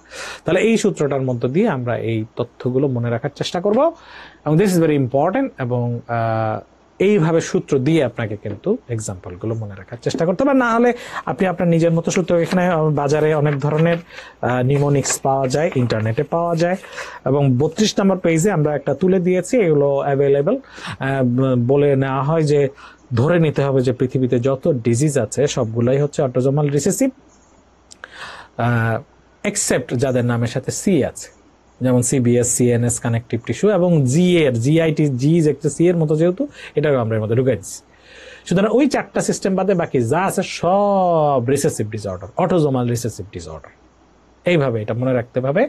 এবং সেগুলোর মধ্যে আবার ঝামেলা হচ্ছে, ওগুলোর ভিতরে আবার কিছু কিন্তু আছে, কিছু এক্সেপশন আছে।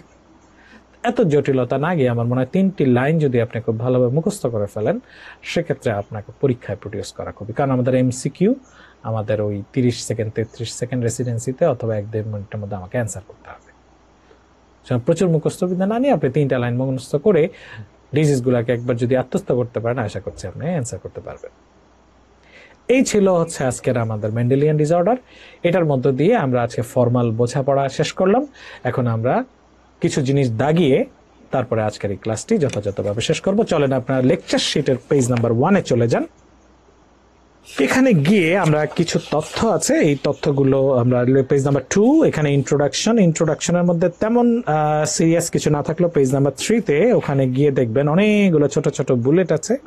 এই বুলেটের 3 নাম্বার যে বুলেটটা, টিপিক্যালি কোন কোন জায়গা থেকে আপনি স্যাম্পল কালেক্ট করবেন, লিম্ফোসাইট, প্রত্যেকটার মধ্যে গোল্লা দেন, মোটা করে লেখা আছে বোল্ড হরফে। এরপরে দেখেন নিচের দিকে ইউক্রোমাটিন এবং হেটারোক্রোমাটিন বলা আছে, একটু ছোট্ট করে গোল দাগ দিয়ে রাখেন। আরো নিচে যেতে যেতে বক্সের ঠিক উপরে SRY জিন, ওখানে 2-1টা লাইন আছে, এই লাইনগুলো একটু দেখবেন। এগুলো আপনার তথ্য, ট্রিপল স্টার দিবেন নিচের যে বক্সটা আছে পেজ নাম্বার 3, মাইটোকন্ড্রিয়াল ইনহেরিটেন্স নিয়ে এখানে কিছু কথা আছে। এরপরে চলে আসেন 5 নাম্বার পেজে, ডিএনএ এর মধ্যে একটা স্টার দিয়ে রাখেন। এই ডিএনএটা একবার পড়বেন, খুব মনোযোগ দিয়ে পড়বেন। এখানে আসলে পরীক্ষার জন্য স্পেসিফিক এইভাবে বলার সুযোগ নাই, অনেক সময় এখান থেকে না আসতে পারে স্যারদের মন মতো। ডিএনএ তো অনেক ইউজ, বাট কমন কিছু তথ্য যাতে আপনার ব্রেনে থাকে। চলে আসেন পেজ নাম্বার 6-এ, ওখানে আরএনএ আছে। এই আরএনএ 3টা ফর্ম আছে, 1, 2, 3। তাহলে এমআরএনএ কাজ কি, টিআরএনএ কাজ কি, আরআরএনএ কাজ কি, এগুলো একটু দেখবেন পেজ নাম্বার 6।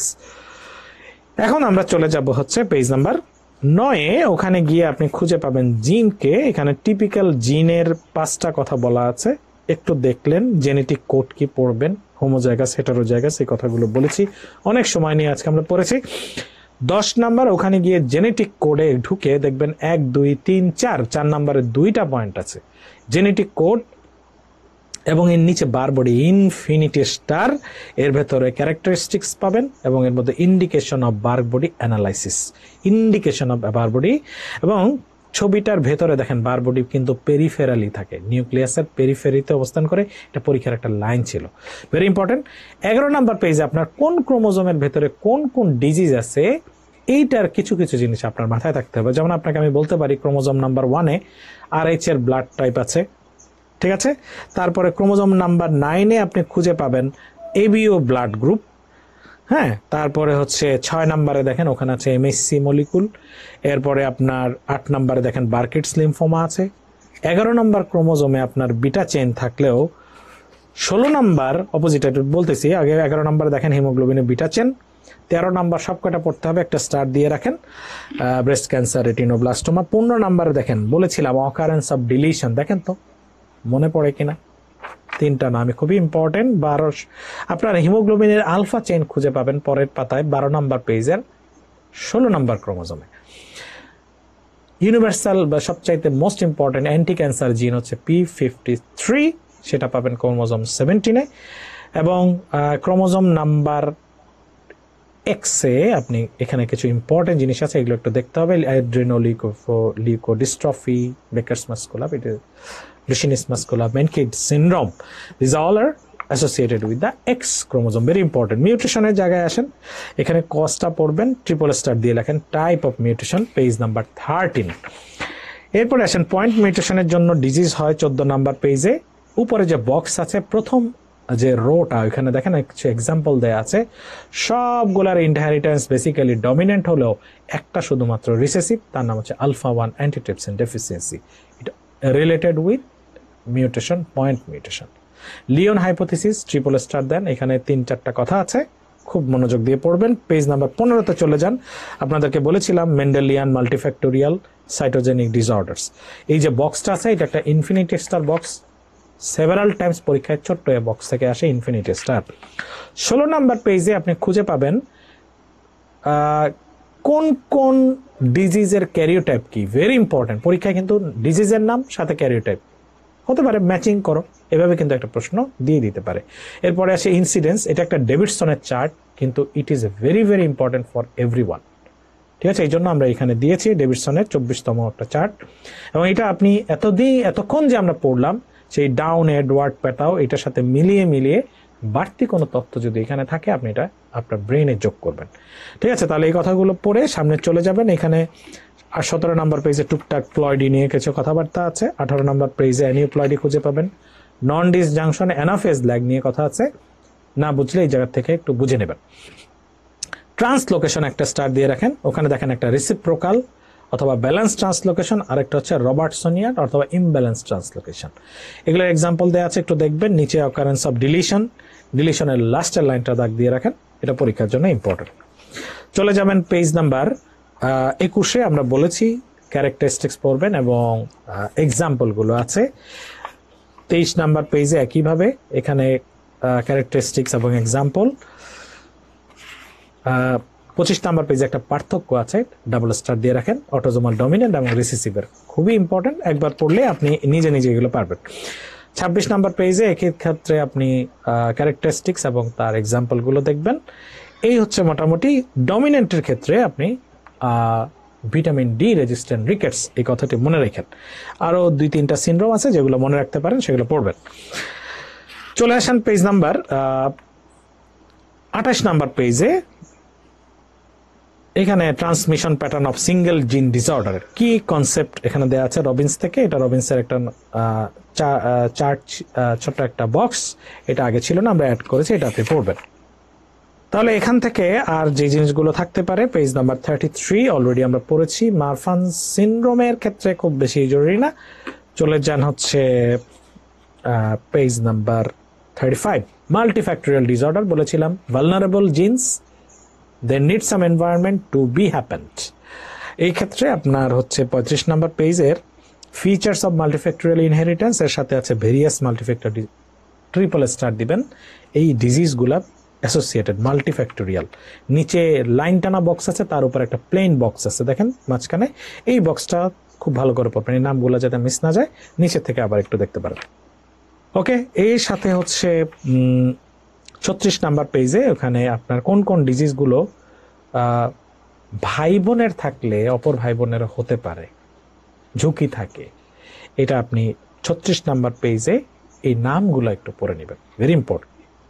37 নাম্বার আমরা ডাউন সিনড্রোমের কথা বলেছি, এটার ক্যারেক্টারিস্টিক ফিচার এবং তার স্ক্রিনিং, এটা পড়বেন। 40 নাম্বার পেজে স্ক্রিনিংটা আছে আরো সুন্দর করে, যদিও জিনিসটা পেডিয়াট্রিক্সের সবাই লাগবে না, কিন্তু আপনি যেহেতু ডাউন পরীক্ষা আপনার জন্য ইম্পর্টেন্ট, আপনি উল্টে পাল্টে যে কোনোভাবে প্রশ্ন আসুক না কেন সেটা যেন আপনার মিস না যায়, সুতরাং আপনি এমআর মোল্লার এইটা দেখতে পারেন। আর পেডিয়াট্রিক্সের জন্য তো undoubtedly this very infinite star. এখন চলে আসেন 43 নাম্বার পেজে, ওখানে এডওয়ার্ড সিনড্রোম বলেছিলাম, দেখেন Edward syndrome, mental retardation, craniofacial abnormality, cardiac abnormalities, আমাদের কথাগুলোর সাথে মিলছে কিন্তু। হ্যাঁ, প্যাথাউতে খুঁজে একই প্যাথাউ সিনড্রোমে পাবেন। আর বাড়তি কিছু পড়তে চাইলে আপনি নিচের ফাইন্ডিংসটা দেখে নিতে পারেন। পেডিয়াট্রিক্সের লোকেরা একটু মনোযোগ দিয়ে দেখবেন, কারণ এটা আপনাদের ডিজিজ, আপনাকে আরেকটু গভীরভাবে পড়তে হবে। সার্জারি যারা থাকবেন তাদের এটা মোটেও প্রয়োজন নাই, রেসিডেন্সিতে এত ডিটেল পড়ার প্রয়োজন নেই। আপনি এডওয়ার্ড এবং পাতার প্রথম দিকে যে 3-4টা কথা লাইন লেখা আছে ওইটুকু দেখলেই চলবে। 44 নাম্বার পেজে ডিলিশনের ঘটনাগুলো বলেছিলাম, ক্রাইজু-ক্যাট সিনড্রোম, প্রেডার-উইলি সিনড্রোম এবং অ্যাঞ্জেলম্যান সিনড্রোম। প্রথম 1-2টা লাইন যা আছে একবার একটু দেখে নিতে পারেন। 47 নাম্বার পেজে ওখানে আপনি টার্নারকে খুঁজে পাবেন, তার ক্যারেক্টারিস্টিক ফিচার খুব মনোযোগ দিয়ে পড়বেন, পরীক্ষায় আসবে, ছবিটা বারবার দেখবেন, ছবি দেখলে ভুলে যাবেন না। 49 পেজে ক্লায়েন্ট ফিল্টার সিনড্রোম খুবই ইম্পর্টেন্ট, পরীক্ষায় আসবে। এবং এটার যে সিনড্রোম ফিচারগুলো আছে, বক্স আছে, এই বক্সটা দেখবেন। ঠিক আছে, আমরা যে কথাগুলো বলেছি, একটা মেইলের সাথে ফিমেল ক্যারেক্টার অ্যাড করে পড়াশোনা করেন। 49 পেজে আপনি সেখানে হার্মোফ্রোডিটিজম, সিউডো হার্মোফ্রোডাইটের কথা বলেছি। 49 নাম্বার পেজে নুনান সিনড্রোম। ঠিক আছে, Noonan syndrome is a male Turner, এভাবে মনে রেখে তার টেস্টিকুলার প্রবলেম থাকবে, এই কথাটা মাথায় রেখে আপনি বাকি জিনিসগুলো একটু, তাদের ক্রিপ্টো অর্কিডিজম বলে, এটাকে ক্রিপ্টো অর্কিডিজম। ওকে, এর মধ্যে বাড়তি কিছু যদি থাকে সেক্ষেত্রে আপনি পড়বেন। নুনান সিনড্রোম পরীক্ষা সরাসরি এইভাবে অনেক সময় আসে। আচ্ছা, তো এই ছিল মোটামুটি। 53 নাম্বার পেজে এখানে ইমপ্রিন্টিং ডিসঅর্ডার নামে কিছুটা আছে, শুধুমাত্র নামটা দেখবেন, ইমপ্রিন্টিং ডিসঅর্ডার। ইনফিনিটি স্টার 54 নম্বর পেজে ইনফিনিটি স্টার, সেটা হচ্ছে ট্রাই নিউক্লিওটাইড রিপিট ডিসঅর্ডার্স। এখানে নামগুলো, প্রথম যে 3টা ডিজিজ এবং তাদের যে জিন, এই জিনটার নামটা একটু দেখে নেবেন, is very important. Try nucleotide পরীক্ষা বারবার এসেছে, আপনাদের আসার সম্ভাবনা আছে। এই ছিল সব মিলিয়ে আজকের important topics for the genetics, এবং আশা করছি ইনশাল্লাহ আপনারা এই জিনিসগুলো আত্মস্থ করতে পারলে পরীক্ষায় অলমোস্ট সবগুলো প্রশ্নেরই উত্তর করতে পারবেন। তো সবাই সুস্থ থাকুন, ভালো থাকবেন, আপনাদের সাফল্য কামনা করে আজকের এই লেকচার এখানে শেষ করছি। আল্লাহ হাফেজ।